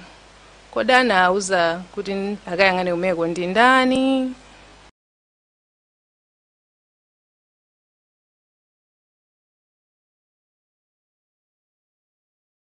Ndipo anachita report kwa ndani ndipo anauza nthawi yanji. Zinthu ngati zimenezo zimandi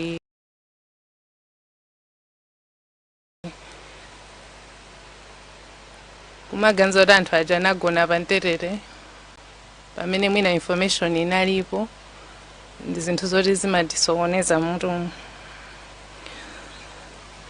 Funso lokuti chifukwa chani matayala anali atatulutsidwa kutali ndi ku airport, maripoti onsewa mwina sindinaone kuti aliyankha mokwanira.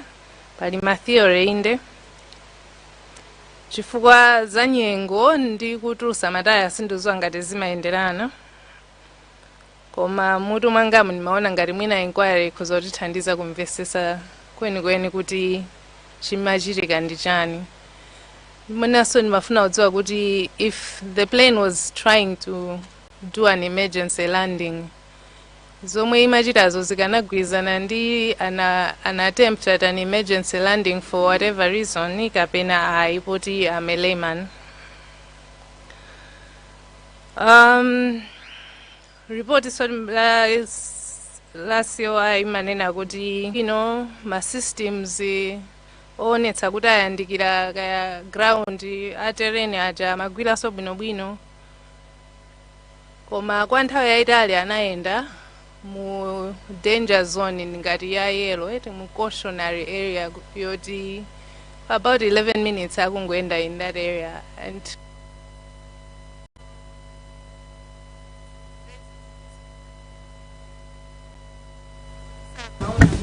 Come close to your mic. Yeah, thank you.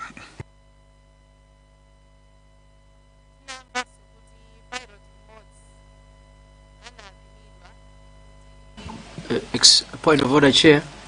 It looks like the mic is not working. Secretariat, can you position the mic?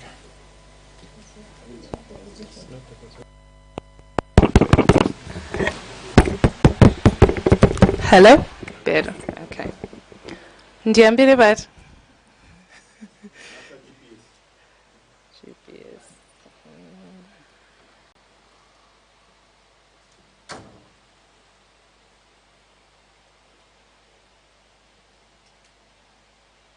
Okay. Manena kuti tinamva kuti anali ndi GPS. Yeah, is it Garmin or Garmin? Komanso kuti panel imagwira ntchito bwinobwino. And zikuoneka kuti amaenda in an area yoti there was the yellow warning lights were on, and in a mountainous region. I didn't understand kuti chifukwa chani anthu amaenda kumeko kwa nthawi yayitali choncho, komanso kuti sindikumvesesa kati situational awareness. Does the GPS not help with that? And if the GPS was working, shouldn't they have known exactly where they were and that they were flying lower than mwina mapiri ena amene anali kumeneko, kuti chance yoti akamenya phiri inalipo? Tinamvanso kuti pilot mmodzi anapimidwa kuti ayezedwe for toxicology. Mpaka napano, as far as I know, there was no toxicology report done. Mwina zikanatithandiza kumvesesa zinthu zina. Komanso, kodi chitulukire report imeneyi ndi chani chomwe chachitika kapena chasintha motsatira ndondomeko zomwe malipoti wa amanena? Taphunzirapo ndi kusintha chani? Ngati palibe chasintha, ndingakhulupirire bwanji kuti boma linali lokhuzidwa ndi mfazi? Chodetsa nkhawa china ndi chakuti zithunzi za okondedwa athu zinamwazidwa pa social media. Commission of Inquiry yamba imanena kuti anayesa kufufuza ndipo anauzidwa kuti kwa kuli docket ya ma interviews amene apangidwa, koma mpaka namene amatulusa report information imene sanapatsidwe. Nde izi ndi zina mwa nkhawa zomwe ineyo ngati mayimere Chilima ndakhala ndikumakhala nazo zaka ziwiri zimenezi. Ndipo ndikuyamika Professor Arthur Peter Mutharika ndi ad hoc committee imeneyi popanga kafukufuku kuti aliyense tizitha kumva chilichonse chomwe wina aliyense akuyankhula, kuti mwina titha kumapezeka kuti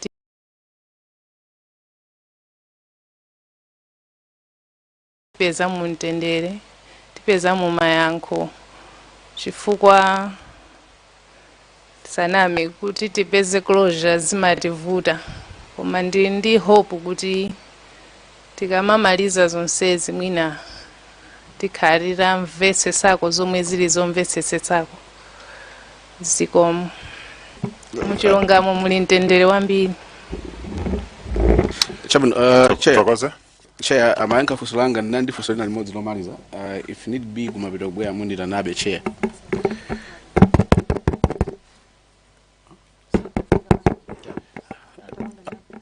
Chair, mundiva bana?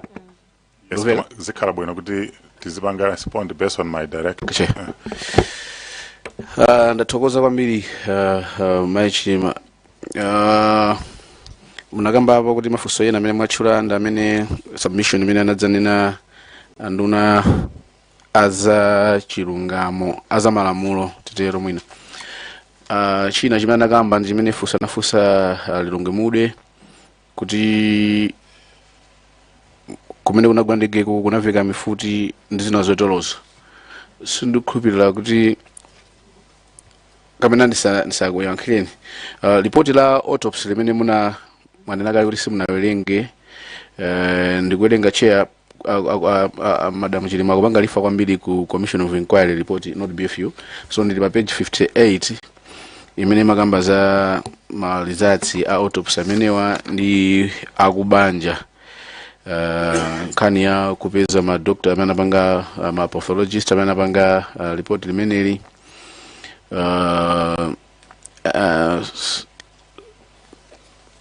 Mwina poyamba munanena kuti simunakhale ndi nthawi yowerenga chifukwa cha the torture kuti mwambe kuwerenga kumavuti zidatere. Koma mwina ngati banja munakhala pasi mwina ina nkukulongosolerani ulonkulongosolerana kuti autopsy zidaenda chonchi mwina tinayendi mwayofusa mafunso awa ndi awa ku ma doctors athu popanga autopsy limene ifa. Bullet number C chair on page 58 kukamba kuti the pathologists did their job and allowed the family members to ask questions for clarifications. They asked specifically for verification that were no malicious injuries such as gunshot injuries, and the pathologists took family members for a visual inspection of the body and there was no evidence of gunshot injuries and the like. Koma atabwera nduna aza justice anagamba apo nkhani ya gunshot nzonzotolozo. Sindidziwa ngati kubanja mudakhala pasi nkukambirana nkuonapo kuti pena pache panadi chokayikitsa mwina amene adakapanga nawo witness the actual autopsy akubanja mwina anakufotokozerani ngati mai osiyidwa wa malemu. Sitinakhalepo ngati banja ndikuyamba kukambirana za mmene Achilima anamwalirira. Komano sindinamvepo zilizonse zoti anaomberedwa kapena mwina funso lani likutero sindikudziwa. Funso langa limatero kuti anduna a justice atabwera munapanga lifa mmene mayankhula nthawi ina kuti mafunso ena ndi amene muli nawo ndi amene amayankhula. Adayankhula kuti kumene kunaveka kuna chilongoziko akuti anava ma gunshot.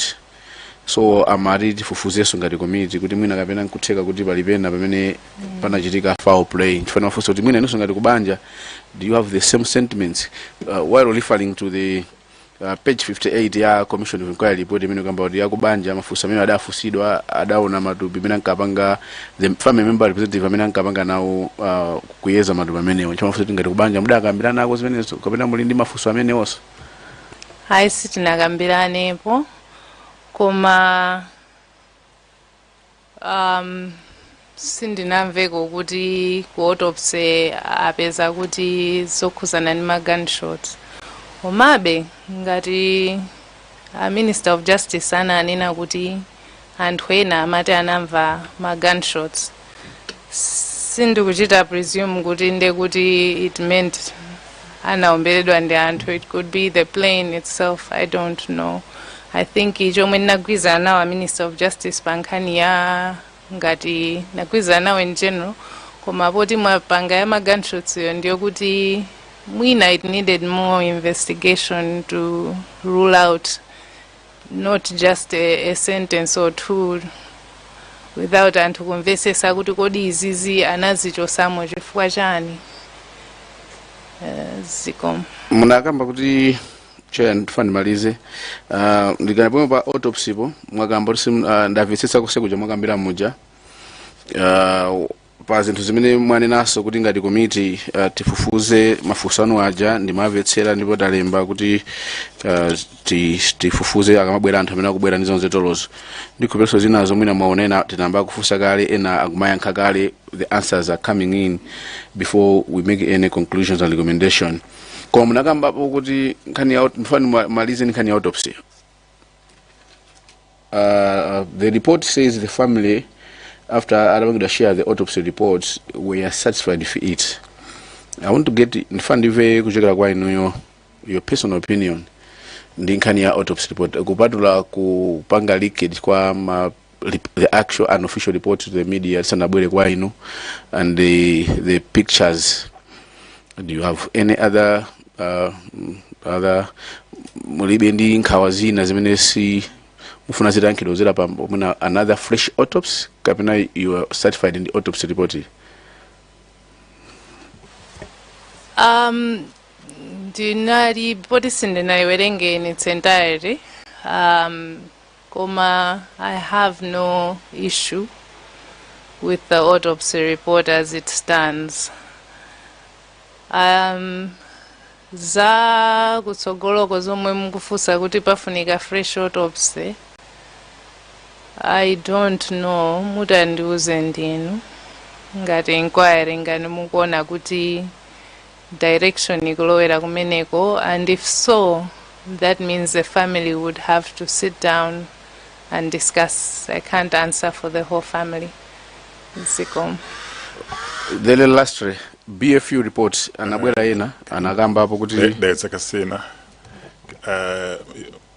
muni njira yochenjera yofusa bafuso ambira zana sana fuse ndeta maliza fuso la so bad. Okay, chair ukunda tanawo nifanye bile ku BFU report because mboni yatu masana no sana kambe boza BFU report ndizina zotozo ina nagamba kuti imene amakakupatsani report mwina banali mafuso yena amene sana yankidwe.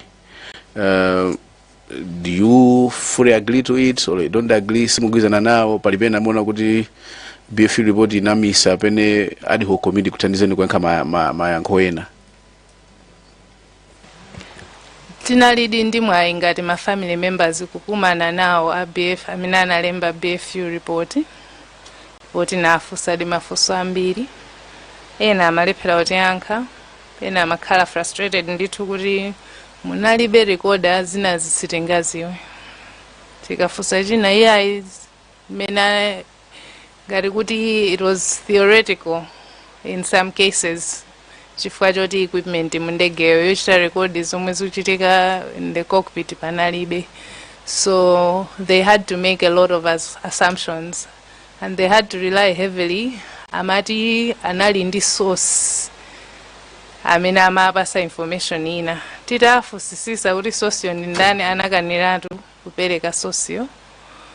So I don't know that's why ndimanena kuti ngati information yonena kuti anthu anajedwa fuka function imayamba 10 koloko pamene function imayamba 11, and they premised some of their recommendations on that assumption, which to me was a glaring error, and I pointed it out kumene koko kuti ababa tumalakwitsa.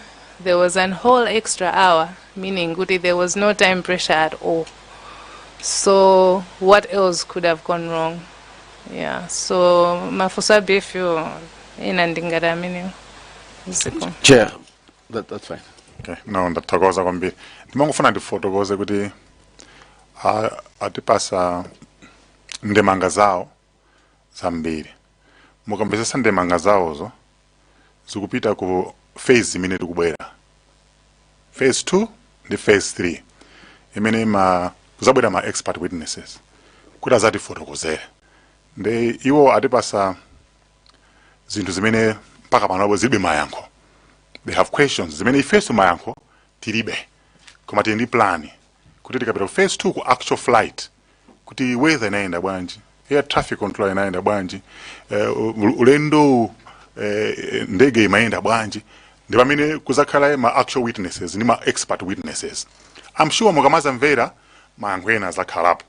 Tikapitaso ku search and rescue azafotokozaso bwino kuti matupi anapezeka bwanji, side anapezeka bwanji, anapanga handle bwanji, koma kulima fonso ambiri amene sinunoka amene muli nawo amalawi ambiri even ifeyonso tili nawo mafunso amene wawa koma tinakupasani mpata lero kuti mufotokoze podziwa kuti tizakuitana nenso tsogolo zakhala zovuta nde mwatifotokozera ndondomeko yonse ndi homework imene ife mwatipasa kuti tikathe kuyankha bwinobwino at the end of the assignment kuti mwina pazakhale closure pa maderendera ndikunena izizi kuti mwina mamembers afunabe afunsaibe zomwezo zimene ife tisakuziziwa tifuna ma expert amene abwere kuti azatifotokozere kuti niyo mukhale satisfied fuka tikakuyankhani simukhala satisfied because sitikudziwa china chilichonse zifunika ma experts awere azatifotokozere ndimangofuna nikupanga preempt poona ni nthawi komanso kuwapanga guide ma members kuti ntchito sinathe kuli phase 2 kuli phase 3 imene ibwere koma iniyo mwapereka ndondomeko zanu nde tipitirize ni mafunso athu Mulanje North Nkatabe North are you asking no nde tipita ku Nchewu Nzonzi zikomo kwambiri chair ineso ndi joina ndi ma members anzanga kupereka chipepeso ndi mmene nkhani inakhalira kuluza Dr. Chilima ndimafuna ndingomvesa mwapanga outline nkhawa zingapo zimene maona kuti zizi mwina sizinachite bwino. For example, there was no sense of agency after they get a SOA. Komanso many search mena kalira in general. Komanso mabangaso pick out the leakage. Zintungati ma images, very graphic images. Anabezeka udali pa social media. Autopsy report pa social media.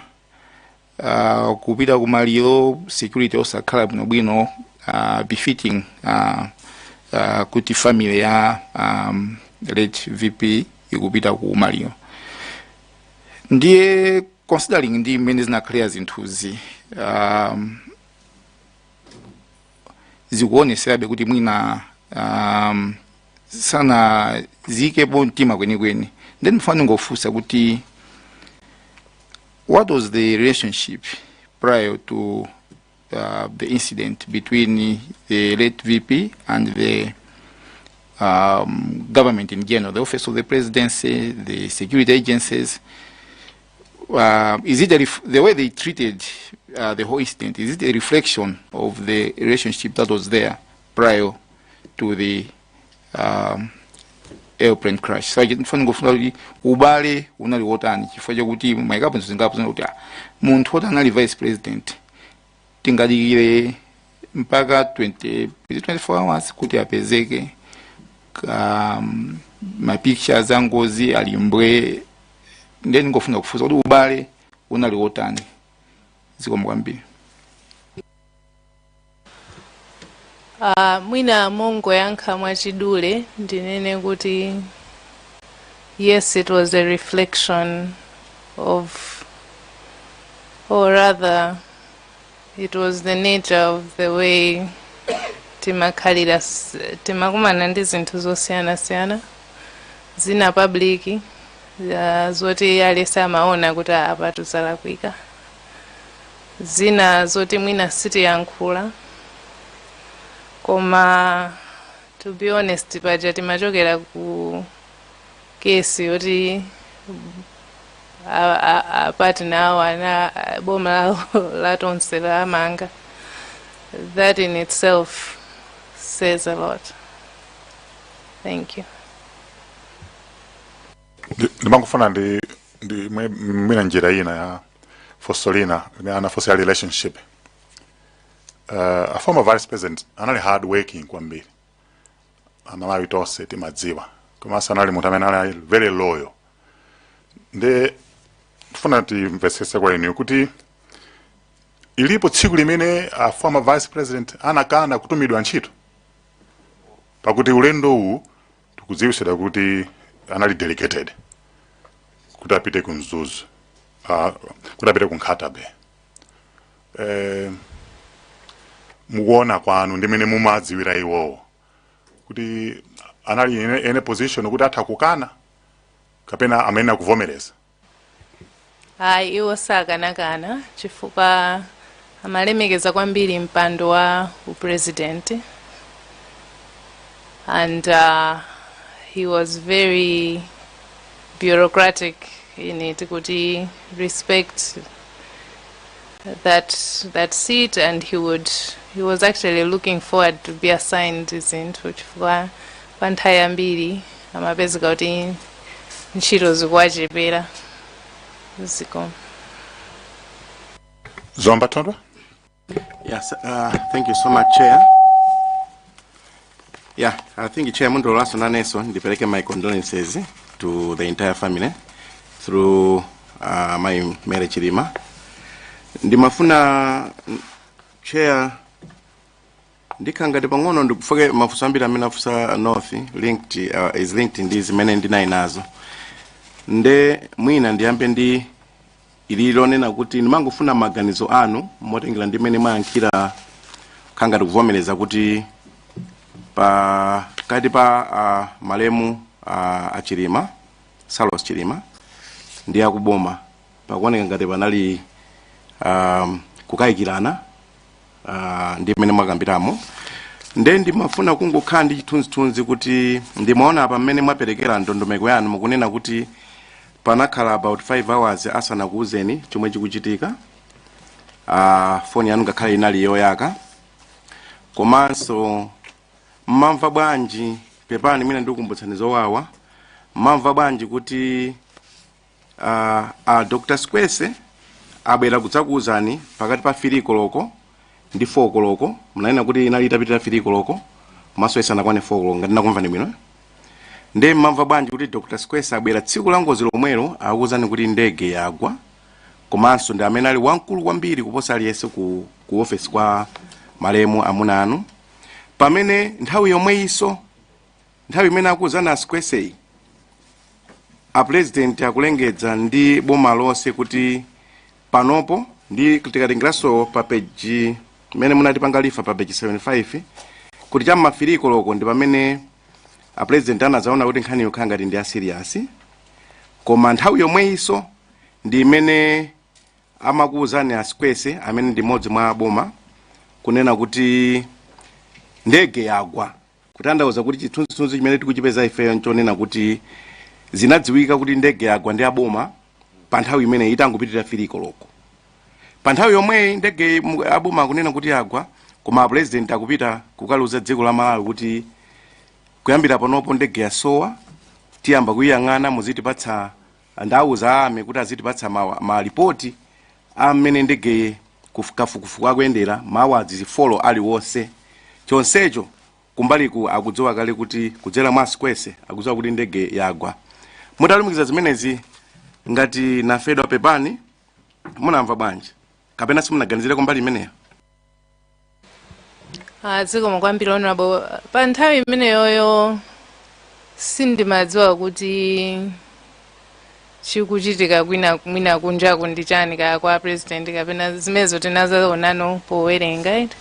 Koma pa nthawi yomwe anabwera Dr. Skwese sinali ma 3 inali chamma 4, and chomwe ndikukumbukira ndichokuti sindikudziwa kuti kodi iwo wedio anangopanga okha kapena anatauzidwa kuti asanene choncho kapena anali ndi information, koma ndimakumbukira kuti analitchula wedi loti crash because it changed everything for me. Munthu woti ndimaona ngati mwina achita emergency landing kwina kwake, nde sindikudziwa kuti mwina fuso linatalika pepani mwina mundi mati bwanji. Through chair pepani ndimanena kuti kutengera mmene mwafotokozera nyumba ino kunena kuti munamva zokuti ndege yagwa chamma 4 koloko kuchokera kwa Dr. Skwese. Yes. Chonsecho dziko lino linali kalikiliki kumanena kuti tikuyang'ana position ya ndege kuti tidziwe kuti chachitika ndi chani, kuti yagwa kapena sinagwe. Koma apapa zikukhala ngati amatsimikiza kuti ndege yagwa. Zimene ndimafuna kuti mungoona kuti mmene ndikunena ine zimene zikusiyana ndi chithunzithunzi chimene amalawi amapatsidwa kukhala ngati sakudziwa kuti za ndege zili pati. Ndeni mafunsa kuti inuyo munaganizira kumbali imeneyi kapena simunaganizire kuti komatu asikwese aja anadoza mmafokoloko. Koma timalandira itapitirira so folokolo timalandira ma updates pa MBC TV. Folokolo imutauzidwa kaenda asikwese timalandira ma updates onena kuti tikuyang'ana kuti tidziwe chachitika kwa ndege ndi chani. Yagwa sinagwe. Chonsecho awananena kale kuti inagwa. Sinokhulupanga kama ndivesa menepo. Ndakumvesani komano mwina kumvesesa kwanga kunaliko kuti kuchokera pa nthawi yomwe anayamba kuzandiuza ine muja anali no pa search and rescue kuti ino afuna akayipeze komwe yagwera osati kuti akuyembekezera kuti idakali mmalele chifukwa choti nthawi ya izi ndingoganizano mmene mwandifunsa mwete koma pa nthawiyo naliso kuganiza zonsezo pa nthawiyo I was just in shock kuti ndekuti apapa tikuchita deal ndi munthu woti wavulala mwina osati kuti mwina wapanga emergency landing kuti solo za maliro wasn't even in my mind. Ndimaona ngati achilima tapezabe koma nkaona ndimakhala frustrated kuti chifukwa chani akuchedwa mwina he's bleeding somewhere along with his colleagues. Mwina funso kundivuta kuyankha koma mmene ndingayankhire ndi choncho kuti sindikudziwa kuti yeah. Zomwe kwambiri I think minako itakhala opinion koma chair my interest was kuti for the first time tadziwako kuti munthu amene anatchula kuti ndege yagwa koyamba ndi siku ilili siku lomwe la ngoziro nthawi ya mafokoloko ngakhale mangana koma ndani ndi at least confirmation on the first same day. Kachiwiri ndikhulupirira ndi choncho eti kachiwiri chair ndimafuna ndingo fusa kwa in general kuti manong'onong'o ena amanena kuti panali mwina nkhani ngati zooneka ngati za upandu kudabwera kuno avalera ananenapo maonena kuti achilima anadziyankhula maonena kuti ngati kuli kufa kundegemo ndikafera kongo ngati kuti oyamba singakhale ine ananena something like that. I mean mwina ndakauti sindikunena in the exact words koma anati pasa chithunzithunzi chimenecho kuti ananena aukauluka mawa lake ndipo amaveka so manong'onong'o onena kuti anthu ena anachenjeza achilima kuti musakwere ndege imeneyi iwo kumabweretsa mawu ngati amenewa. So ife tilibe umboni koma timafuna kuti amalawi tikamamaliza nkumano titengerepo mwayi mwina mafunso ena ngati amenewa tizitha kumayankha kuti mwina commission of inquiry yathu ikhale yaphindu kupanga clear zomwe zili zonama komanso kutsimikiza zomwe zili zoona. So chair, through you I would want to request ngatanga tipatseko any picture to do with the same during a night before. Zomwe mwambiri for now. Ineso kwambiri kumva mawu amene aja kuchokera kwa avalera kuti achilima anayankhula mawu amene aja. It was very strange to me chifukwa aliyense amadziwa kuti achilima tikamayenda amayendetsa okha galimoto. Chifukwa chachikulu chinali choti amakonda onena kuti nditati ndachita ngozi ndizafe ndekha ndisazaphe munthu mwana wa munthu wina. Nde kuti amadziwa kuti aukakwera ndege ndi maishaniru ndi achimanene akapheni anthu onse aja nde akachite dala. Ayi, not Saulos Chilima. Never. Context mwina yomwe inayankhulidwa mawuwo ngati anayankhulidwa adi mwina ndi yomwe is missing koma sindikukhulupirira kuti amapanga challenge kuti olo nditafa palibe vuto. No. He was a very cautious man and amakhala he was a very health conscious kuonesesa kuti akuzisamala munthu woti akufuna akhale ndi moyo wautali kwambiri. Nde ndichowawa kumva kuti mwina anthu amaganiza kuti iwo anali ndi ngati death wish or something like that. No, I can confirm kuti absolutely not. Ziko. No, ndimwina ndifuse munjira ina. A former vice president mene mukwaziwira moyo wawo amaenda ni mantha panali nthawi inake mene analandira ma threats ena aliwonse. Was he living in fear?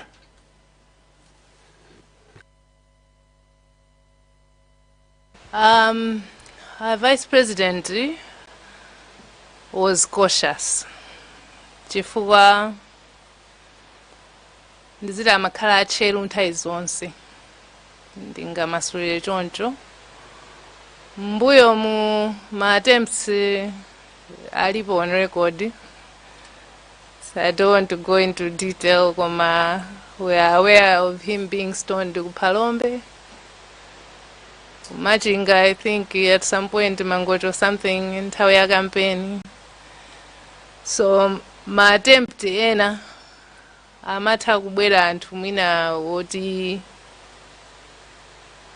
akwauzwa te muzikhala osamala ndi amakhala osamala. Ngati ifeyo amakhala nafe very careful kuti tikati tiyende ndi kuti nthawi zonse pazikhala security, even just to go pamalo papang'ono, because amati sumaziwa bwino mitima ya anthu and not everyone is a friend. So because of the position that he was in, he had to be cautious. So he was very cautious and always careful. Chair, my very last one is just to confirm, Kuti, you've mentioned that you tried to get a picture. Kuti muna esetsa nthawi mene amakupangani brief anzathu amene anadutsa report akujema na BFU kuti ayankhe mafunso ena zambiri zimaoneka kuti amangoganizira chifukwa zimapezeka kuti zilibe umboni. Mwanenapo kuti chifukwa panalibe ma instruments angapo kuphatikizapo flight data recorder komanso anyway zoti zathandizire kufufuza chomwe chachititsa ngozi ngati tingayichule kuti ngozi. So munanena kuti chifukwa kuti amangopanga ashumu zambiri mutafunsa kuti akupatseni mayankho ena amene samamveka, zinaoneka kuti anthu ena ake akuwakakamiza achala ananena okha kuti anthu ena ake akuwakakamiza kupanga zinthu zopita munjira ina yoti yosiyana ndi the norm, ndipo inu mutayesetsa kuti atchule anakanitsitsa kwatchula. Would you confirm? Honorable, I think Mwandichako misunderstand Vangono. Okay. They admitted kuti they were working on assumptions because there was no cockpit recorder, so there was no black box, so a lot of information on what was happening in those final moments they did not have. Komano amanena kuti pali information ina yomwe they had to rely on a government source. Komana kana kuti uza chifukwa manena kuti government source yongati anali amene anakuzani kuti fati masati niyo zoti function yamba tengoloko munazinga kuti mpana muike mreport ndamatayi ayizina zamatipasa munthu amene timagwira naye ntchito koma sitsana tiuze kuti munthu anayi ndani fati nawo zada munthu enda amakuzani zina zolakwika. So we don't know how much was right and how much was... so it didn't feel like completely independent as a report. Thank you. Thank you, Chair. Zomba City, South.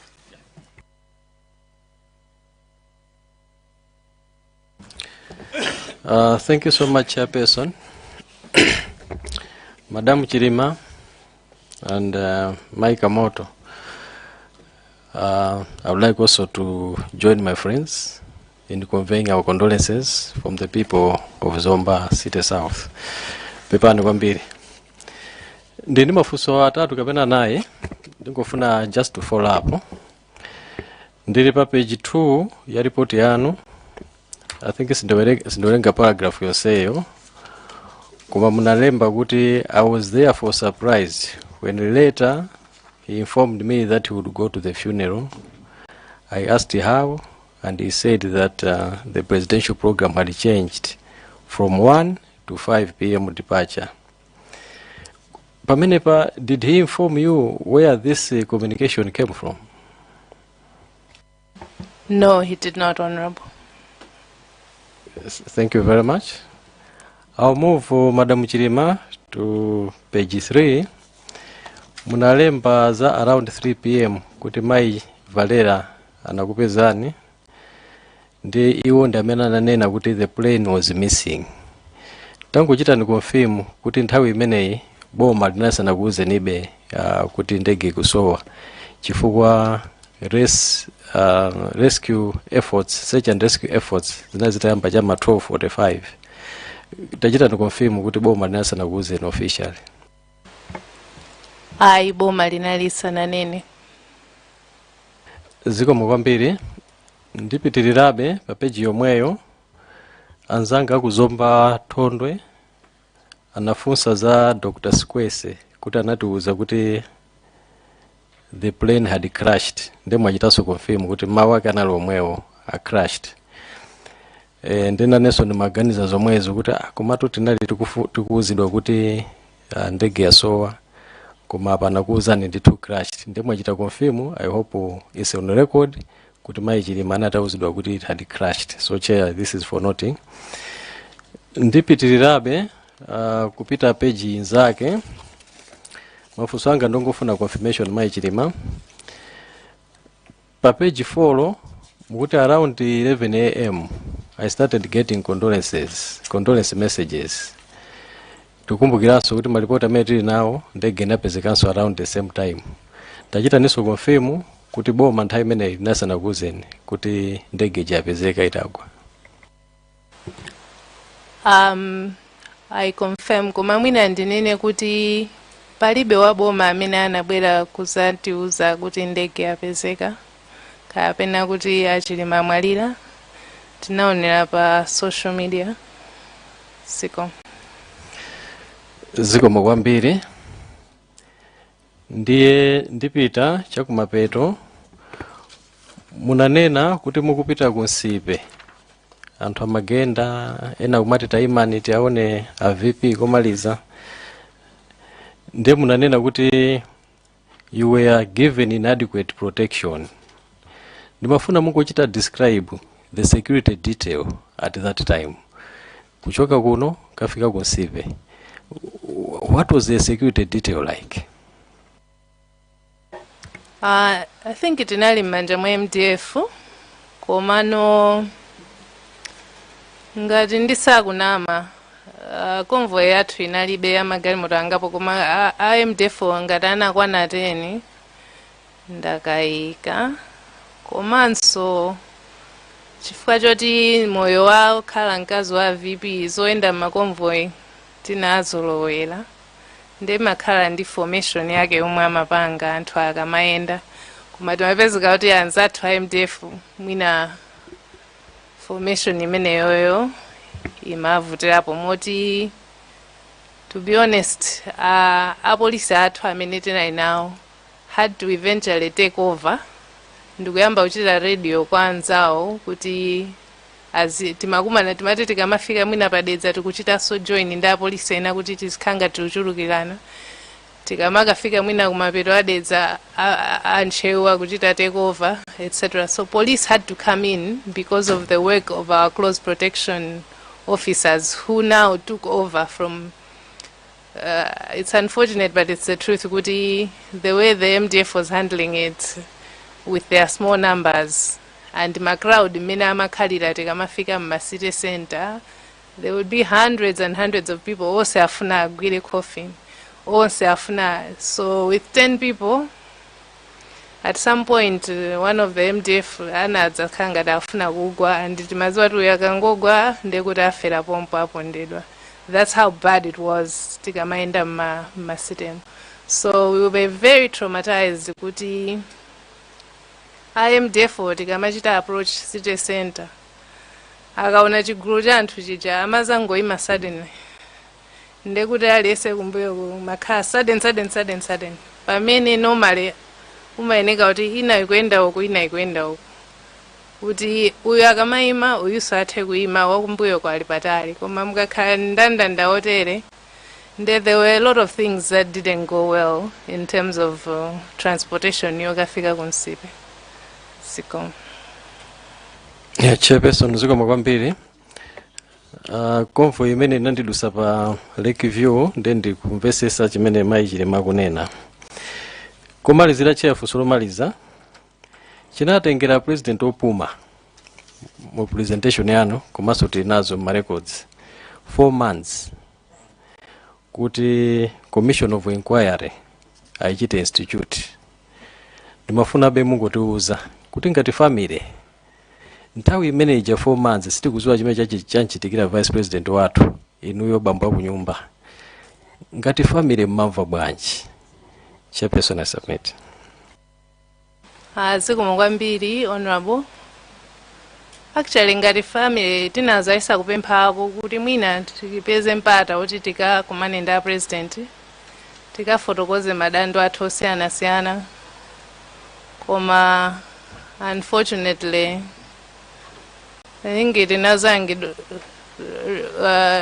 request ya kunena kuti meeting yomwe tinazapasidwa inali mu January 2025 patadusa nthawi yaitali kwambiri and unfortunately at that time ngati abanja sitinapiteko. Actually ngati ndikukumbukira bwino mwina ndisayankhulira anzanga koma imakhala ngati ya compulsory yoti anthu amauzidwa kuti apite akakumane ndi president and amauzidwa kuti alemberetu zomwe ukanena zimenezo koma this is hearsay nde mwina kungokupasani ngati some information yowafunsa anthu ena amene anga my experience awo koma ngati ifeyo tinayesa kupempha meeting sinatheke ndaiwala. At some point I think I even spoke to the first lady asking her kuti ndimafunako meeting nde anandidziwitsa kuti pakali panopa mwina ali busy bwana koma ine ndikhoza kubwera ndi azimayi akutchalichi ndi nauza kuti ayayi zomwe timafuna kukambirana sizoterozo koma no that was our experience generally kuti mpata woyankhula ndi president sitinalibe. Ndikhulupirira tafunsa mafunso okwanira almost 2 hours nde amene ali ndi mafunso ena funso limodzi aliyese amene akufuna funso limodzi ndi apempha iwowo kuti alembe mwina tekuyankhira nthawi imodzi ngati mafunso ali ochepa koma ndimpasalese funso limodzi nde tiyambe ndi amene munayamula mwachangu Mwanza Central Lilongwe Mude kenako mutha kuyankha ndi dowa kasangaza atatuwo ndikena tibweraso atatu malizira. Zikoma kwambiri chair. Namvetsera mwachidwi presentation ya Madam Chilima ndiye ndimangofuna bepa issue ya kusintha kwa decision yopita kumaliro. Ngati munamva bwino munanena kuti chifukwa chimodzi cha zimene maganizo opita kumaliro amaoneka ovuta unali ulendo wa president kuti unali 1 o'clock masana ndiye kuti apite kuja abwere zimaoneka kuti zosatheka. Titanena kuti mwina chiganizo chiso kwambiri chinapangika chifukwa chokuti program ya president inasintha kuchoka 1 koloko kufika 5 koloko madzulo. Mukhoza kugwirizana nawo kapena maganizo ameneyo? Ndikhoza kugwirizana nawo chifukwa chokuti kuchipanda program kusintha sakanakwanitsa kupita. Zikoma kwambiri. Chair anakamba mawu mchingerezi kuti toxicology nimaona ngati nchichewamu mwina poti amalamu ambiri akumvetsera munanena kuti matest amene osanachitike nthawi imeneyo kapena ndine kuti mpaka na pano sanapangikebe and kodi ino tikati toxicology amafuna kupeza chani akamayeza zimenezo? Honorable poti zimene zonanenso nazitenga mu commission of inquiry zoti nawso amadandaula kuti toxicology sinachitike and mwina angayankhe bwino ndi amene anatenga masample kuti kodi matest amene amafuna kupanga nawo ndi chani amene ali anthu amene anapanga mwina ma autopsy ziko. Thank you very much, Chair. Thank you so much, Chair. Ndimafuna ndiyambe nkunena kuti ndikugwirizana nanu Mayichilima kuti mukudabwa nkhani ya function kuti BFU report ndipo ngati muli mafunso ambiri ena akuyambira pamene pa BFU report amanena kuti ndi 10 o'clock nthawi yoyambira function pamene inu mmadziwa komanso anthu ena amadziwa kuti yamba 11 o'clock. Ndimafunanso nnene pano kunena kuti wonse amene abwera atiuza kunena kuti zimayenera kuyamba mba 11 koloko. Munthu mmodzi yekha amene adatiuza za 10 koloko ndi anduna a justice ndi amene adatiuza kunena kuti out function imayambira 10 o'clock. So mwina tifufuza pamenepa kuti iwo adamva kuti chifukwa wina aliyense akunena za 11 koloko. Koma funso langa lubwera apa nkhani ya nthawi yonseyi tinagwirizana ndipo ndimamvetsetsa nakufusaninso kangapo ndipo ndinalimbikira nkhani ya delegation. Panabwera comment kunena kuti a vice president was delegated. A comment that came from us. Koma inuyo munakanitsitsa ndipo simunayankhepo nkhani ya delegation. Ngakhale ntafusa za ku South Korea simunayankhepo nkhani ya delegation. Ndiyeno ndimafuna ndimvetsetse bwinobwino kuti kapena ine sindinamve bwinobwino kuti inu munanenapo kunena kuti he was delegated kapena kuti anatumidwa. Pamenepo ndoti ndiyamba kuyankha zinthu zoti sindikudziwa. Mene anenera iwo anazangondiuza kuti ndipita. Whether he was delegated or not, ndiyamba kuchita speculate. Ziko.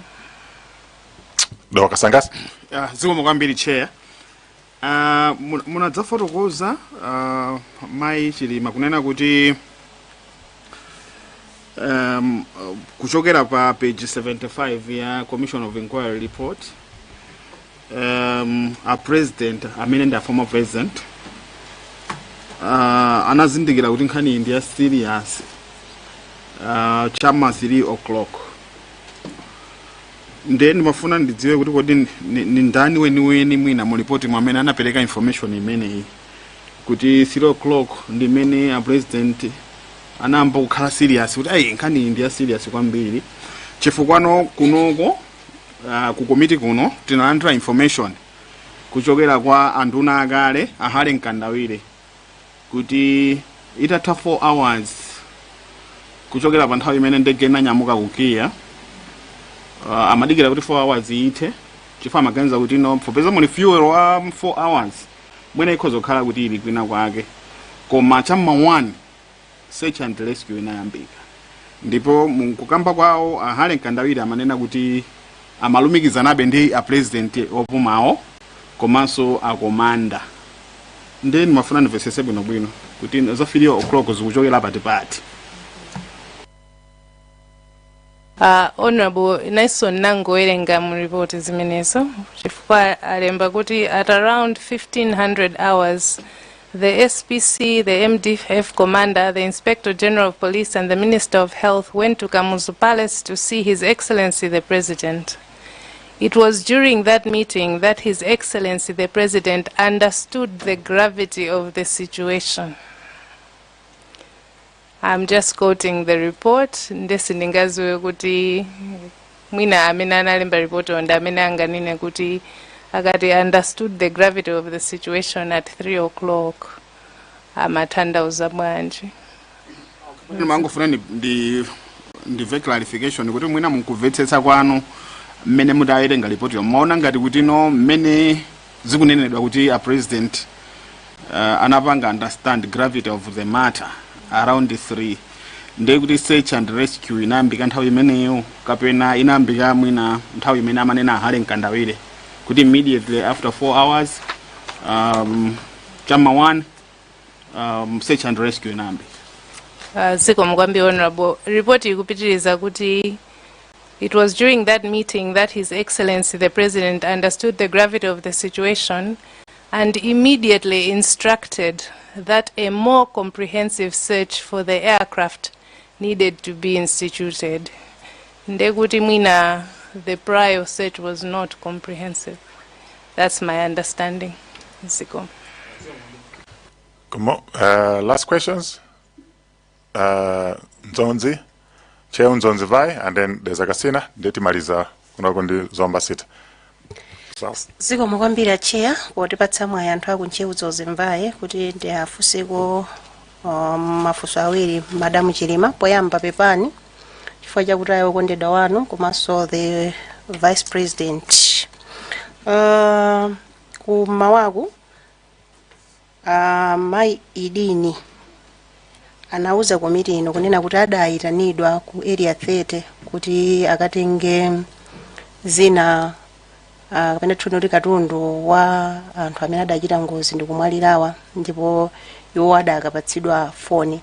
Ndimangofuna ndidziwe kuti kodi nanunso munali ndi mwayi woyitanidwako ngati mwayi udalipo akuthekera kuti adachita likava zinthu zina za malemu Dr. Saulos Chilima kudalipo ande mudapatsidwa ngati mudapatsidwa chani zimene mwina kuthekera kulipo kuti mwina mutho tithandiza komiti ino kuti mwina tithe kuthandizikira mukafukufuku wathu. Ziko mwambiri. Ziko mwambiri honorable. Ine sinalandire personally zinthu zawo ndimakumbukira kuti tili ku area 12 ndinazapasidwa corona anamwalira nawe uja watch yawo ndi ring zinali nka container zidakali nka container momwemo ndi bracelet yomwe amavala. I think sindikumbukira bwinobwino komanso later chifukwa zina zamapasira apolisi athu anatipasira chikwama chawo ndi coat zomwe zinali completely drenched in jet fuel. Zimanunkha kwambiri zoti timazisiya panja kuti mwina fungo for a long time. Nkhani ya mafoni, I had to start asking patadusa mwezi ndikuona kuti mafoni sakubwera. Ndinayamba kufusa kuyamba kuvutisa kuti kodi mafoni ali kuti and why are they being held.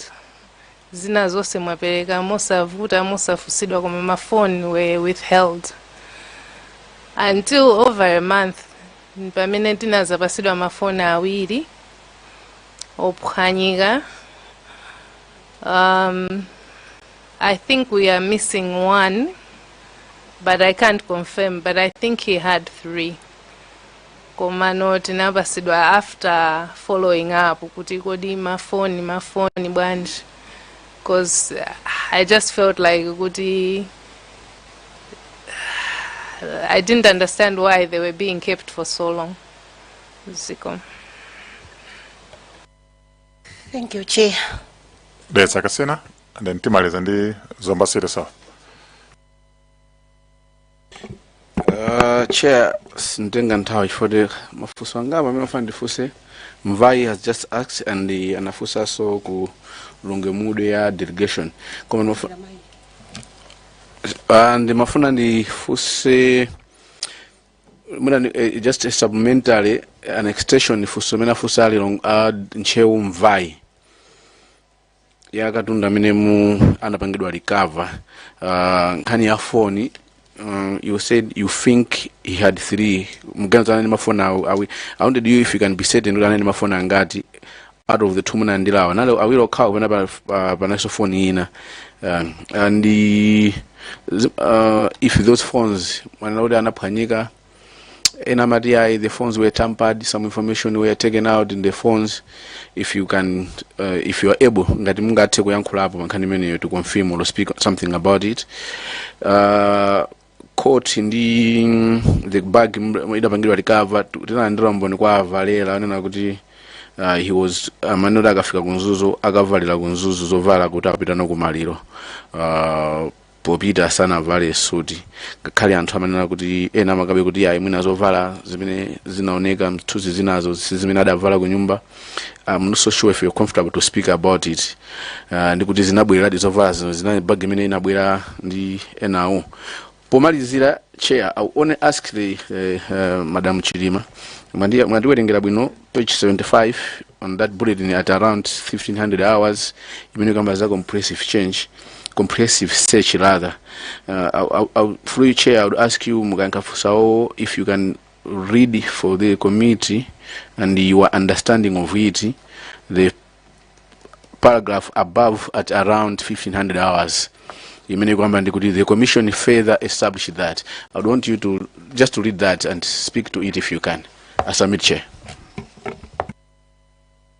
Pepa honorable fusolo yambali jalinali lokuti ndi mafusa kuti ndikanafusa nkhani ya mafoni kuti munabatsidwa futi amaya adina nanena so kuti imodzi I think ya 08 so anani mafoni awiri so anafusa kale chemwalanga kunche umvai ndemwe anena kuti you think he had three phones from nandra awiri woka ndeni mafuna mbange confirm kuti anani mafoni angati ndikuti is it true that the phones were tampered with kuti mwina some information were extracted out of it as the seko mene enamanenera mphekezera zina ndi nkhani yazo vala enamati ya zimaoneka mapicture aja sadly enamati zimenezo anachotsedwa zovala koma tikumbukira avalira danena kuti zovala zawo masuti awadanyamula kuti akavalira ku Mzuzu Hotel zimenezo zinabwereraso zimene zinapezeka bag munalandirayo. I wanted to confirm on that one.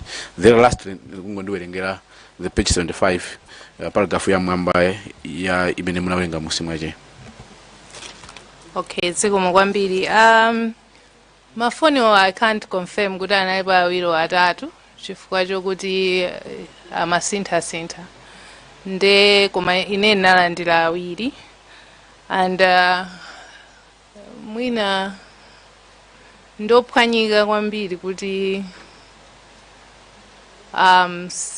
sindikuzowa kuti anachitidwa tamper with or not koma kuwasunga kwa mweziko ndikumene kumandipasa nkhawa kuti akutani nawo chifukwa zina zonse anangopereka mosavuta koma mafoni okhawo mwina athauza fotokoza chifukwa zake. In terms of zovala sindinalandire zovala kupatula court yawo zoti amayeneka nditero sindinalandire zovala zina zilizonse ndinangolandira court and chikwama chomwe ndikunenacho ndi briefcase osati chikwama cha zovala ziko.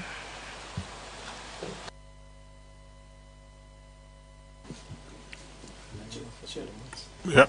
One remaining on the commission report, page 75, which she was referring to. Yeah, so if you can lead for me and speak, yeah, at around 1500 hours, 4 o'clock a minute. Then mafuna mundoerengere ya mambamaje before that paragraph. The commission further established that at 12:15 hours, His Excellency the President understood the MDF commander's telephone call as an alert to the effect that the aircraft was failing to land in Mzuzu due to bad weather and may be on its way back to Kia. At this point, His Excellency the President advised the MDF commander to report back on the progress within 4 hours. Tipitirize? No. Munawerenga sabana ina ya musio. So I wanted you to speak to it. How do you understand it? Hani ya comprehensive stage munagamba ya this paragraph ya musio, ndi paragraph ya mwambayo. Okay. Ababa, I understand kuti 12:15 hours nde kuti IMDF commander anadziwisa president kuti ndege sindu zoti anauza chani koma anauza kuti ndege anauza zinthu zoti zinapangisa kuganiza kuti ndege kukanika kuchita land. Komanso mukumvesera ngati ndisakulakwitsa ndimamvesera testimony ya komanda opuma nthawi izi zikukhala ngati zasintha. it seems like maybe a president anadziwa ile koma I could be wrong. It's something worth checking. And muone kuti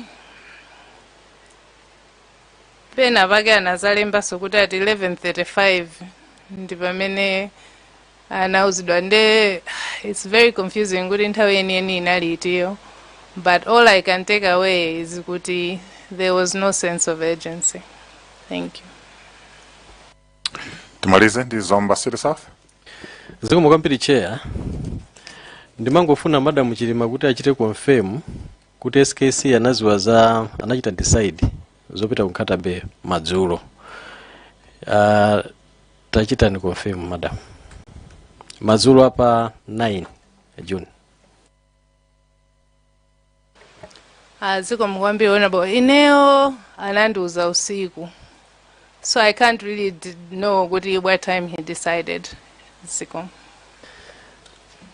Chair, nimafuna kuti madam achite come out clear kuti anauzidwa usiku chifukwa tikucheza ndi asilikali chair mukumbukira ena fete manena kuti zimakhanga te pali disjoint ma decision of vice president ndi communication ya ku MDF in terms of the command kuti vice president akupita ku Nkatabe nthawi zimasiyana zimakhanga te communication ya ku MDF inachidwa document 1529 pamene ma instructions amapita down ukafika no 1732 ndege itatera kunzuzu ndimene mapilots amauzidwa kuti muli ndi next assignment mawa koma pa madam akutiuza kuti iwo anauzidwa usiku ndifati manena nthameja kuti pali mismatch and madam Mary Chilima akuchita ndi confirm kuti ukhanga SKC anali mbuyo MDF inali kuchita communicate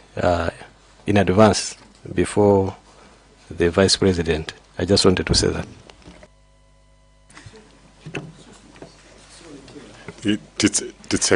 Sorry, Chair, I'm confused with that comment that has been given at the end. Is it what we have heard or it's his opinion? Because what we have heard is not the comment at the end. I'm confused. Ndimafunsa kuti Chilima achite confirm kuti avipi anauza nthawi yanji zoti akupita ku Nkatabe atiuza kuti ndi usiku. Ndiye ndimafunsa kuti kodi decision anapanga usiku ndiye atiuza kuti iwo anangouzidwa usiku.